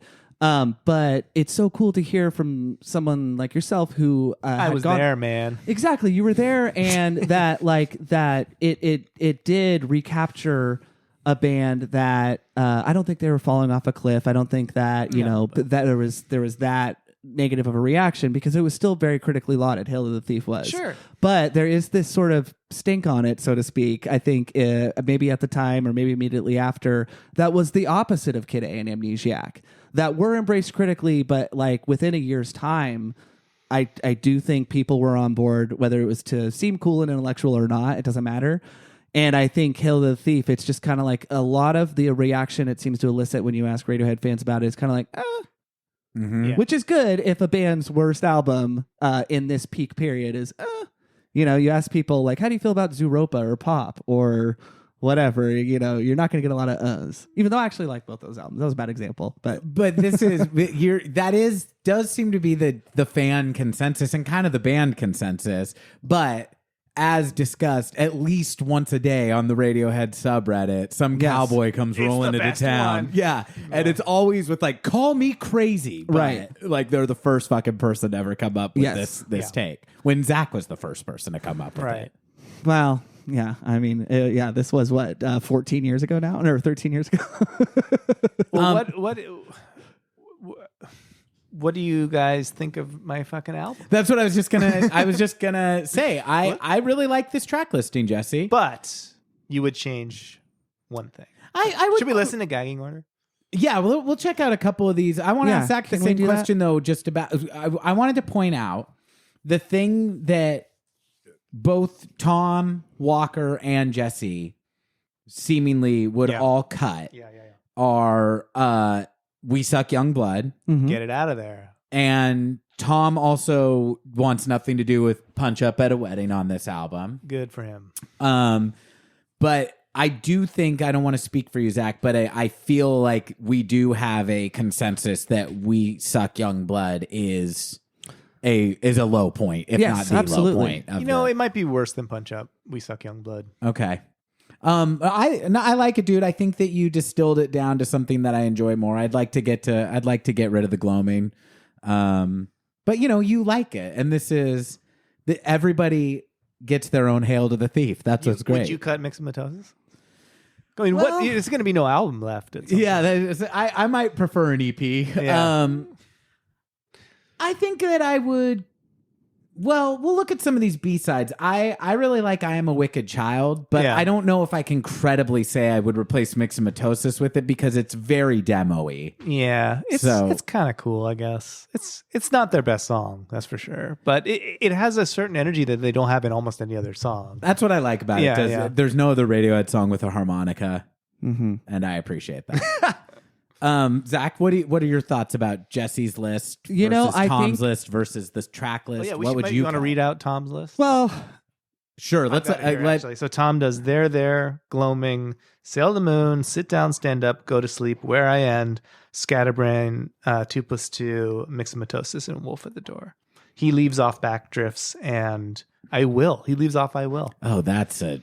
This is, yeah, I'm not his really is interested in worse. discussing Tom's bullshit list. I want to talk about Jesse's. So I love that you cut 4 songs. The only one that I would maybe swap is and ridicule is welcome, but I like Sit Down, Stand Up, and I also heartily agree with both of your critiques. I think that like if it was maybe 23 and a half times of the raindrops instead of 47, it might be more tolerable. Sure. I agree that like the electronics are stuck in their time and all the things we've already discussed. But I think that if you cut 4 tracks and the 4 that you cut, the album becomes much more you're not so lost. It reminds me so much more of Amnesiac, where I don't love what's your least favorite song off Amnesiac, Walker? Dollars and Cents. Yeah, I don't love that Whoa, I song. love that song. I like it. I like it in context, but I think that I would like The Gloaming more if it was only 10 if Hill of the Thief was only 10 tracks long. Right. And I don't hate The Gloaming. And so I think that just getting rid of 4 tracks, especially the ones that you cited, because you didn't get rid of There, or I Will, so you're not crazy, makes it an album where it's easier to kind of sort through things and really enjoy and not have it feel so bloated. Like getting rid of We Suck Young Blood alone is huge, right? Mm-hmm. And so I really like your edit. I would put there and I Will as the midpoint, but that's I don't want to be nitpicky. Yeah, no, that makes sense. I really like 2+2 = 5 as the opener, but I really like what you got rid of, and I really like the idea of another Radiohead 10-track album, just like all their best ones, which is OK Computer, Kid A, and Okay, it's 12. OK Computer. Yeah. Yeah, he's right. But it has, Fit or Happier, so I don't know if you count that. But I'm gonna need to seize the proof on that. Because in Rainbows is also 10 tracks long. Rainbow's 11. Kid A is 11 if you count the OK Computer is 12. Kid A is 10. Mhm. Oh, you're right. Amnesiac's 11. Okay. Right. And I that's don't what I'm remember. thinking. And I think in Rainbows is 10, but let's Yeah, in double Rainbows check. is 10. But I could be wrong. So I think their best albums are 10 A little track shorter. albums. Yeah. Rainbows and is 10. and I think that it's not about the number of tracks. I think though that like that gives you just enough to kind of sort through. And this one's just a little bit bloated, and I really, really like your edits. So Well, thank you very it took much. me a little too long to make that point. Not at all. that's great. Not at all. And I agree with you about what you said about the gloaming, because Dollars and Cents is a song that it's not a song I dislike. It's one that doesn't stand out to me on Amnesiac, but because I enjoy the overall experience of that record so much, I never feel impatient, even when it's one that's a little sleepier for me. And I feel like there's a really good chance that on my millionth listen, I'll suddenly be like, oh, now this is one of my favorite songs on here. I don't feel like I can get that from the Gloaming because by the time we're there, I'm already feeling so irritated with these lads. And I don't mean to be a QAnon number obsessed person where numbers make no sense, but I think focusing in on the number 10, if you cut the rehashing of Morning Bell from Amnesiac, then you get to 10. And then I think that I think that's the only thing that bloats that album a little bit. And I think that with Dollars and Cents, because there are parts of the Gloaming I like, and I like it even more having heard what you like about it. I do think it becomes kind of that parallel. So I guess what I'm learning as I'm talking is Radiohead make 10-track albums. Well, 10, half of 10 is 5. There are 5 members in Radiohead. Right. Radiohead, a 5-letter word. No, it's not. I don't know. Yeah, we'll cut my QAnon invocation. Should we play a couple B-sides? Yeah, go for it. Please. Now, Did you talk B-sides on the other? No. Oh, really? So I really wanted to do this. I'm Okay, really cool. excited. Where are we at time-wise, Walker? we are at an hour 30. Oh, perfect. So, well, let's see. So the first 2 B-sides, there's a live version of 2 + 2 = 5, a remix of Mixomatosis. I'd like to start with this alternate version of I Will. Yes, please. It's interesting, isn't it? It is interesting. I kind of like it. I like it love too. I love the addition of the drums. This is an example to me of if you've got a good enough song, you can't really fuck it up too much. I think I like the one on the album better. I do as well, too. but is there a bass line in the one on the album? I don't think so. No. And so this we got Phil, we got Colin. You can hear and I feel like Phil is playing with those like brush Brushes? sticks. Yes, and I think that's just really neat. I wouldn't mind if they wanted to play it like this live. Sure. I like the rest that the studio version on the album gives you. Now, does Colin maybe come in with the bass on Little Baby's Eyes or no? I don't believe so. But I feel do like a love the goddamn B section of this song in this alternate version quite a bit. We don't have to listen to the whole of every song, but since this one's only 2 minutes long, maybe we can just let it play. Sure. This is the best part right here.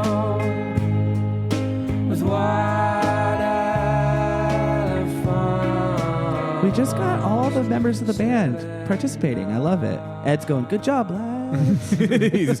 he's waving a conductor stick. Yeah. What are those called? Baton. Thank you. Yeah. I should have, learned basic music vocabulary before starting this podcast. I think you come can get on by now. without baton Yeah. listening to music. Watch me in the next episode. It's like, wow, Walker's talking about batons. and I'm going to edit out where I learned the word here. So people are just like, man, this guy knows his stuff.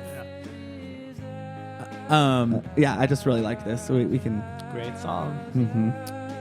So, okay. We all agree, though, the version, they kept Yes. the right version on the album. I think so. I considered swapping it out just to try it, but I think it's better. Yeah. You didn't want to be hubristic. No. You were already, I'm already cutting hail to taking the real- thief. Well, even though Scissors to this this has thing. all members of the band conceivably participating, I like the scaled down version more, which is often not the case. And this is also a very restrained arrangement. So up next, It's not as dark somehow. we got the famously Jesse Rimler referenced Paper Bag Rider. I used to like this song a lot. I listened to it again. I'm not quite sure it's top B-side material. Does it have vocals? Yeah. Boom, bam, ba girl. It goes, blow into this paper bag. Sir or madam, will you read my book? Oh, the different. Sorry, that's I wrong. mean, it's an interesting curio. Now, do we like when Radiohead gets a little cheeky with their references like that? With a Subterranean title like, Homesick Alien. yeah, or Paper Bag Rider. Rider, or even though I know it's not a direct reference, like a kind of like slightly cheeky title like Down is the New Up. How do Love that. How do we feel about those? We've talked a lot about my concern about titles, and I do think that sometimes they miss. I don't mind Paper Bag Rider too much. I don't know why I don't. It is kind of stupid, but I kind of like it. I'm not sure I like Down is the New Up. What do you got? I don't know. I think that I guess it was a leading question because I think that it is an area where I could see them veering into, to like some bad taste. Yeah. But I think I like it because it shows a little bit of the lighter side of Radiohead, and I do. There's want... not much lighter side. No, there isn't. I'm actually not someone who likes to, like you, I don't like bagging on the fact that they're serious, that sort of thing. But every once in a while, I do think, I think that they're funnier people than they let on. Sure. You know what I mean? I could see it. But it would be hard to imagine how that would come out in a song. Maybe a little bit in Wolf in the Door, a tiny bit, calls me on the phone, tells me all the ways he's going to mess me up. Mm-hmm. It's kind of in that ballpark. Right. I'm trying to think of other examples of that. Not sure I agree with that song having any humorous... Well, not humorous, but like playful use of language or something. Mm-hmm. Yeah, I think I like them doing a play on words in the title just because of what you're saying.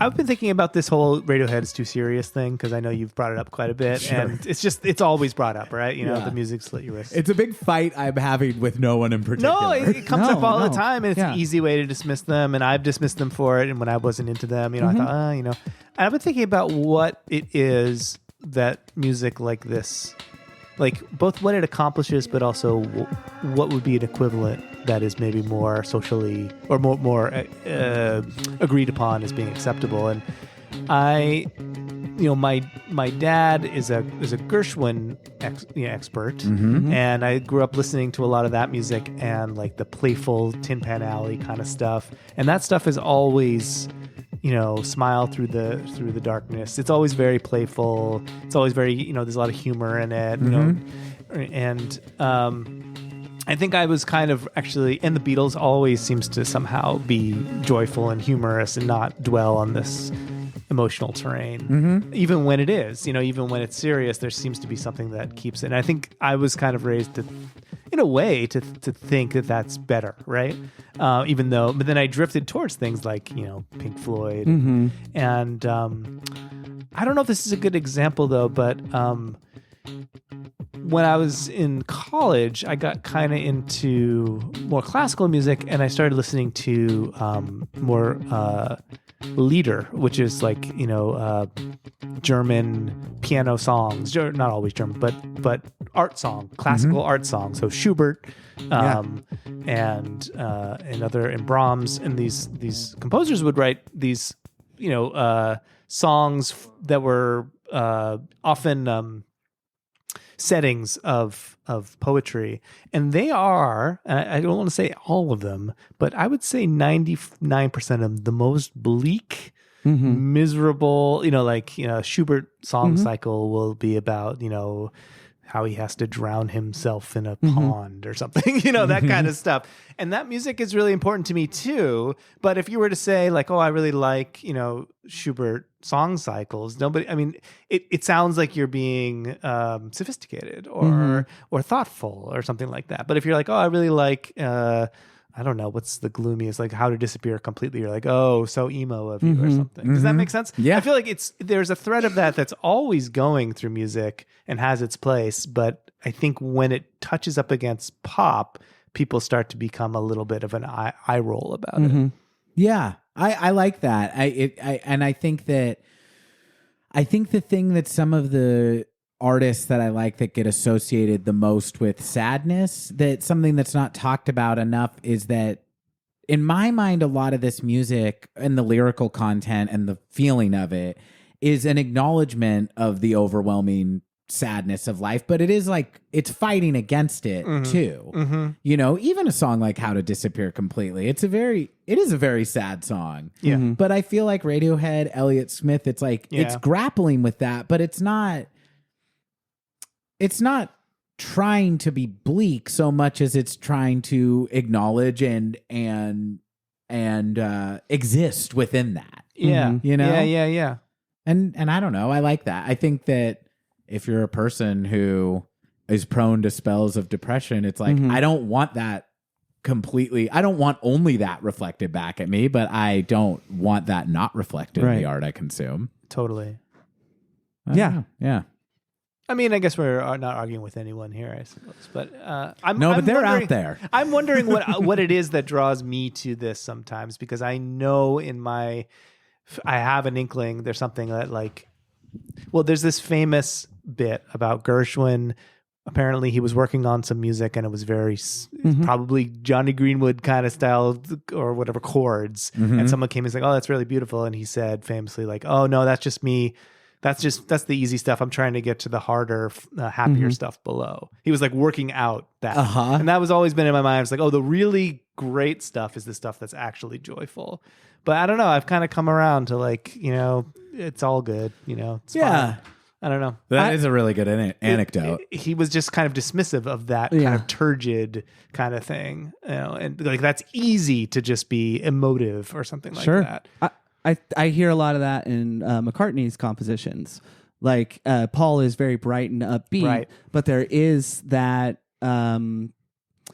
sophistication instrumentally to where I think Paul would know how to write a dark sounding song. Not the same sophistication level of the composers that you're talking about, of which Schubert is the only one I've listened to. But I do think that exists, and I don't know if I'm misreading your point. But I think Schubert and McCartney are a good example. They pair nicely in terms of talents. And I just feel like Paul is so great about Paul's songs do have minor chords. But they're not front and center, and sometimes they're passing notes. And I think what it is, to bring it all back to Radiohead, and why, even though the people aren't here in this room with us for us to debate pointlessly, but I think why is it that Nirvana, who I would struggle to name a single upbeat or happy song in their catalog, and are very front and center as to what is bothering, maybe not front and center, but there's a dark lyrical tone and content, right? And I don't think it's as basic as, because Nirvana use power chords and they're less good musicians than Radiohead. I do think, though, that Radiohead makes you earn it a little bit more. So I think sometimes folks, not people that are just non-musicians, but I think folks that hear the darkness and the fact that you have to work at the music a little bit and earn it a little bit more.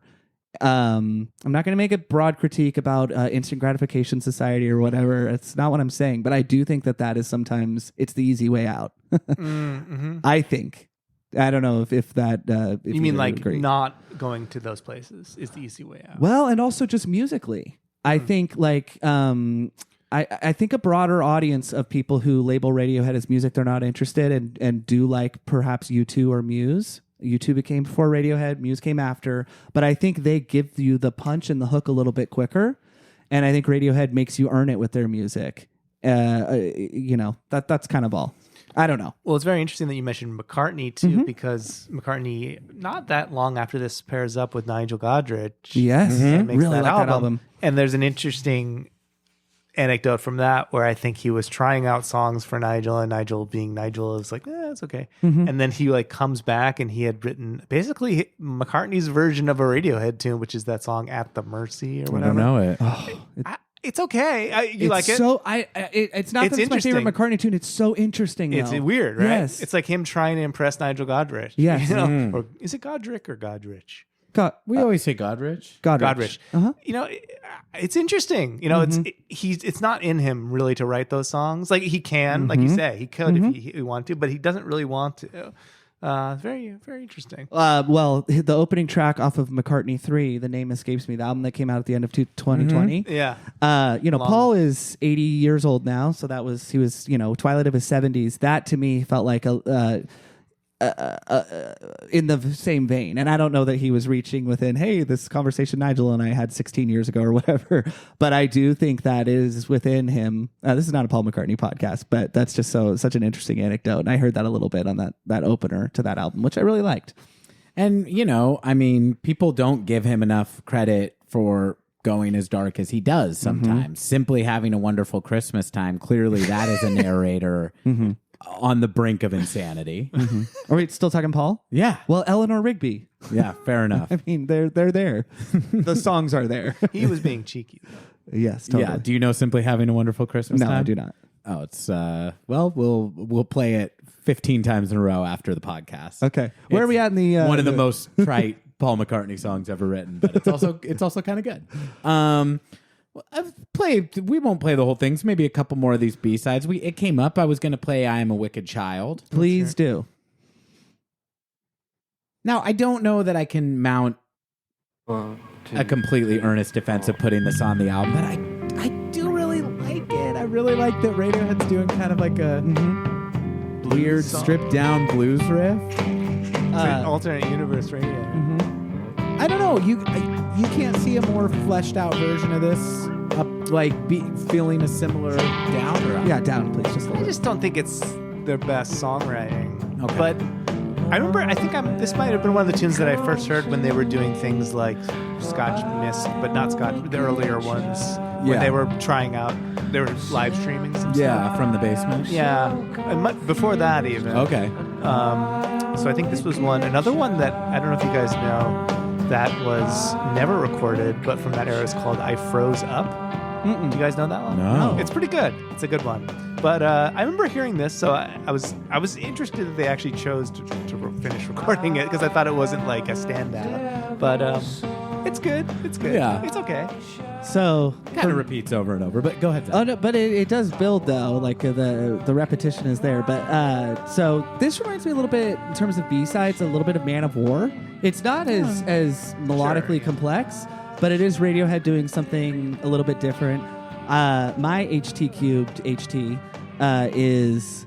I would, excluding There, I Will, and 2 + 2 = 5, I would trade out any of the songs to have this one on there.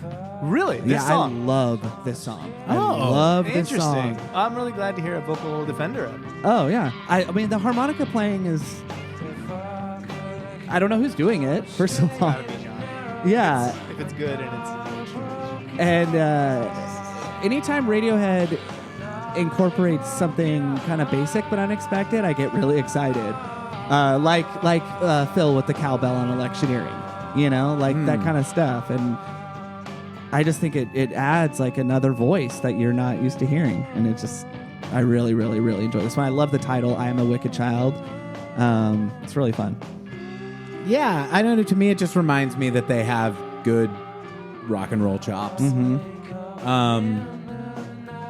That's all. I love it. I love that you're such a big fan. Do you mind if I skip ahead? No, not at all.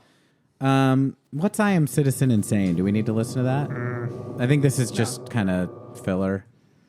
Citizen Insane. That was another one of the, you were mentioning Green Plastic, the websites. Oh, was Citizen that- Insane was another one from like 99 to 2003. really? Yeah. Now this is gagging order. Jesse, why don't you like this Okay, song? let's listen to it again. Yes, please. Now, this is another example of what you were talking about of Tom being very comfortable playing in weird meters. What is this in?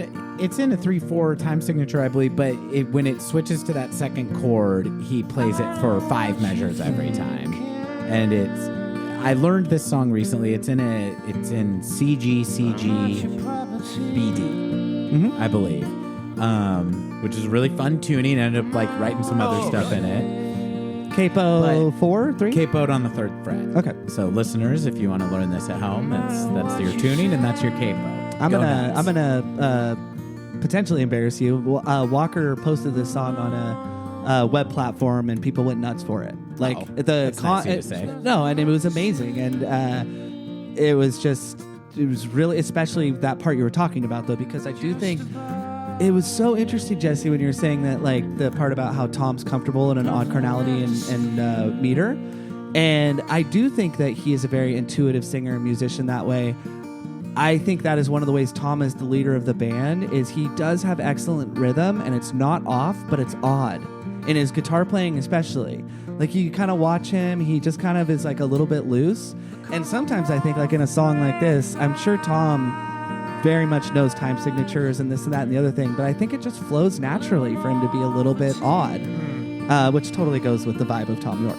I think so. I thought this song was going to be very easy to learn, and it's not. Because, but I also, he's definitely not playing to a metronome. It speeds up and slows down. Yes. But it has a lot of character. He doesn't do the same picking pattern more than a couple times for any of the parts.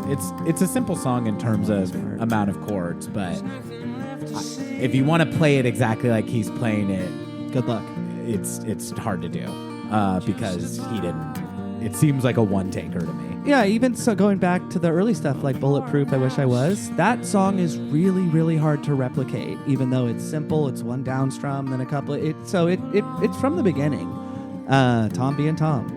And he, yeah. But I guess I'll just advocate for this being on the album because I love the respite. Where would you put it? Would you put it last song, maybe? That'd be an interesting choice. I like that. I hadn't thought of that. Can I take that? No, I mean, I like what I Will does. I think I would try to keep my version of Hail to the Thief to be more full band rock songs with this and I Will being the kind of like more low key moments. Mm-hmm. I might struggle to get 10 songs on this record that I love. Yeah.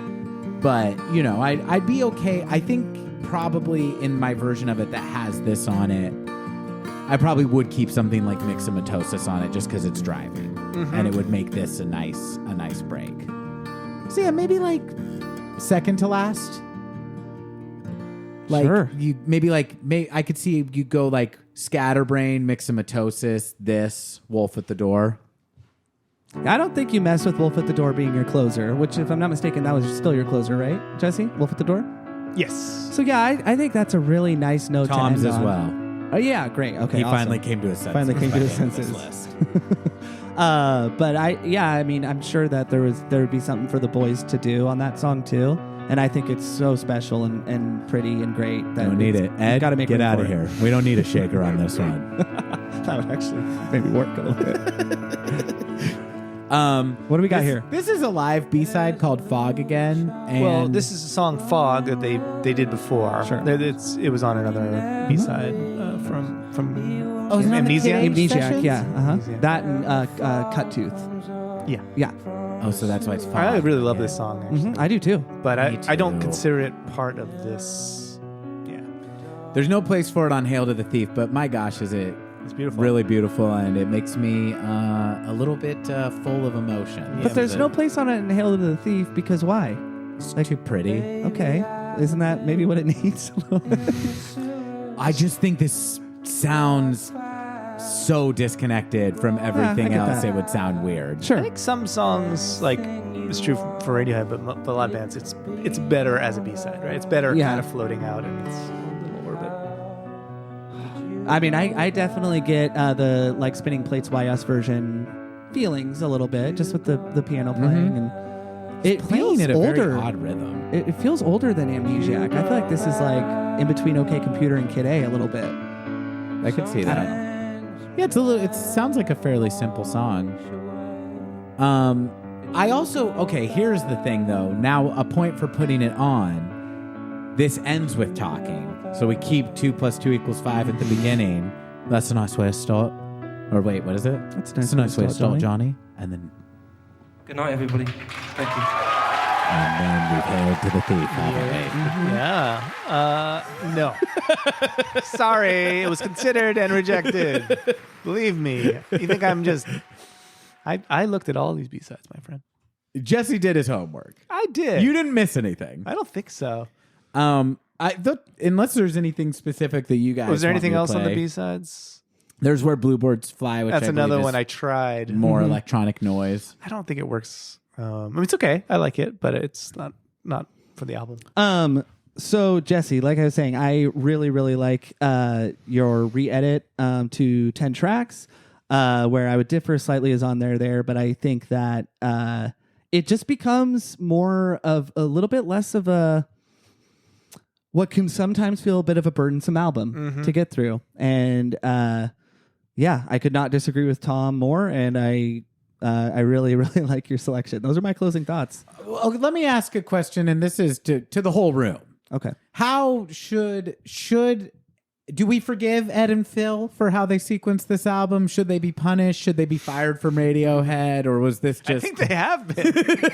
I guess so. Wow, yeah. Oh, wow. Oh. But why did Colin get caught in the crossfire then? Yeah. He didn't sequence this album like a true. schmuck. That's true. Colin, I'm not sure, but I think that Colin... Right, they totally have been. There's a new Right. band and they're not in it. 19 years later. I think that it's a little bit of like maybe Colin was like just to throw them off the scent a bit, to say it wasn't really about the track list, but it was about the track list. See, we got rid of my own brother. Who would fire their own brother just to get over rid of sequencing. Ed and Phil? Yeah. Nobody. It's a very like Larry David, like 15-step lie. Right. 15-step. Oh yeah. Wow. I think that this is a little bit of like giving Ringo a song. Hail to the Thief is, where it's like good idea, it's very sweet, but you don't like. Even though I like Ringo songs more than I like Ed and Phil sequencing this album, Sure. but it's like keep it to the folks who write the songs and so forth and such like that. Even though George has good songs, that's how Ed and Phil sequencing "Hail to the Thief" feels to me, and how the album feels a bit to me too. And Walker and I talked about this a lot. I'm not going to rehash this point. It feels like a band absent a leader, even though at times it does feel like this is just a Tom song or "Where Is Johnny." And so I do think the sequencing is a problem, but I really think the amount of tracks is the overall issue, which I would not lay at the feet of Phil and Ed. Yeah, they're just working with what they were given. Right. That's true. I mean, They weren't doing anything else. They were just sequencing the album. the White Album is not like sequenced in a way that feels particularly deliberate, but I'm not having a problem with it because it's just chock full of great songs. Right. You know? So if this was weird sequencing of nothing but bangers, I probably would not be giving Phil and Ed a hard time. It's true. It's you can't quite turn a what is it, cow's ear, silk purse, that kind of thing. Mm-hmm. I don't know. When in Rome. I have no idea what you're just. But I don't know that expression. But I did. I did. I murmured very like Silk's yes. purse out of a cow's ear. You never heard that or something? No, is this kind of like a lipstick So on a it's- pig type of thing? Yeah. Okay. But I did it today. Oh yeah. I made it into a passable album. Oh, for some reason I yeah. took you literally. Like this is a hobby I have. I I did make too. silk purses out of No, lipstick no, on a no. pig. Today? I made a better album. Plug your Etsy where you sell silk purses made out of cow's ears. Sow's ear, I think it is. Oh, okay. Okay. That sounds like a Radiohead lyric right Yeah. there. sounds. It's a silk purse out of a sow's ear. I do think you improved this record. Let me ask you this, Jesse. At the beginning of this, I asked you, do you like Radiohead? Yes.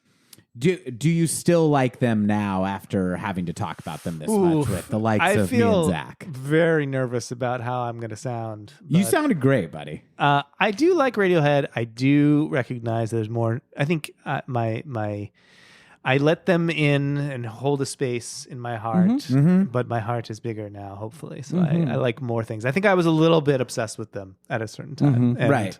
I now can see their limitations, but also their pleasures. That sounds very healthy to me. And as far as any worry you have about how you're coming off with your opinions about the band, I will say I have been a little self-conscious about the 2 episodes in a row where I'm being very, very critical of the lads. Yeah. But I think that it's really good to have some episodes of this show that are not pure sycophantic, just Absolutely. worship of these guys. And this was a reminder that the boys are human and that they need a sobering voice in the room that I like to call Nigel Godrich. And maybe next time we'll all do well to listen. Nobody likes the guy who says, hey, playtime is over. But, Yeah. he serves a purpose. Yeah, absolutely. And maybe he should have sequenced the album and made it 3 songs long. Do you know that the Strokes, after Is This It, went in to record with Nigel Godrich? And That they would have been scrapped. They interesting. scrapped it all. They didn't like it? Yeah. I did know that. Yeah. And they got Room on Fire with some other producer. Same guy, I think. Yeah. Well, outside of resequencing Radiohead albums, Jesse, where can folks find you? What else do you get up to? Oh, I working on comics, drawing. Very, very cool stuff, by the way. And that's on, I guess, on Instagram, Rimble Comics. Okay. Awesome. Any other media you want to plug or just have people find you there? I have some stuff up my website, jesserimler.com, older stuff. But yeah, that's about it. Fantastic. Hey, thank you so much for doing the show, man. That was fun. Thank you for guys. putting that Thanks for coming together. on. Thank you for sharing it with us. Thank you for letting us come at you about our nitpicks. No problem. This was lively. And I think that the friendship remains intact, even though we really went to the mat about the gloaming. I think if you were to mention that to Tom, your friendship would be over. You know? I First kinda- question, do you like the globing? I No? think Then you're not Tom's friend. I don't think that, unfortunately, even though this podcast is kind of a long con to become friends with Radiohead, Yeah. I think that when they hear it, they're going to want to have little to nothing to do with Well, me. if what's his name, the expert you had on, Brad Osborne. Yeah. yeah, if he like writes a whole freaking dissertation, they won't even bother to wink at him. I really liked that he was honest about that. I don't know It how would've been- well you guys are gonna get. Yeah. How easy I'm would not it sure it's going to happen for us. Yeah. How easy would it have been to be like, oh yeah, the pants read my book, and but I like that he's honest. No, they haven't. They don't let people into the circle. But we don't need to be friends with Radiohead, folks, because we are friends with each other. And we are friends with you as well. This is not a parasocial relationship. You do know us intimately, and we are your close friends. Once again, thank you to all the folks who are engaging with us through the podcast, through Instagram. It is really, really fun doing this, knowing that folks are actually finding it and hopefully enjoying it. Subscribe. Write us a review if you can. Rate the podcast. I want to thank Jesse again for being here. Thanks for having me. Thank you, Jesse. I'm Walker Glenn, I'm Zach. and we'll see you next week. Bye. Idiotalk is a Glenn Brothers production. Get in touch with us at idiotalk.podcast@gmail.com or follow us on Instagram at idiotalk.podcast. And thanks for listening to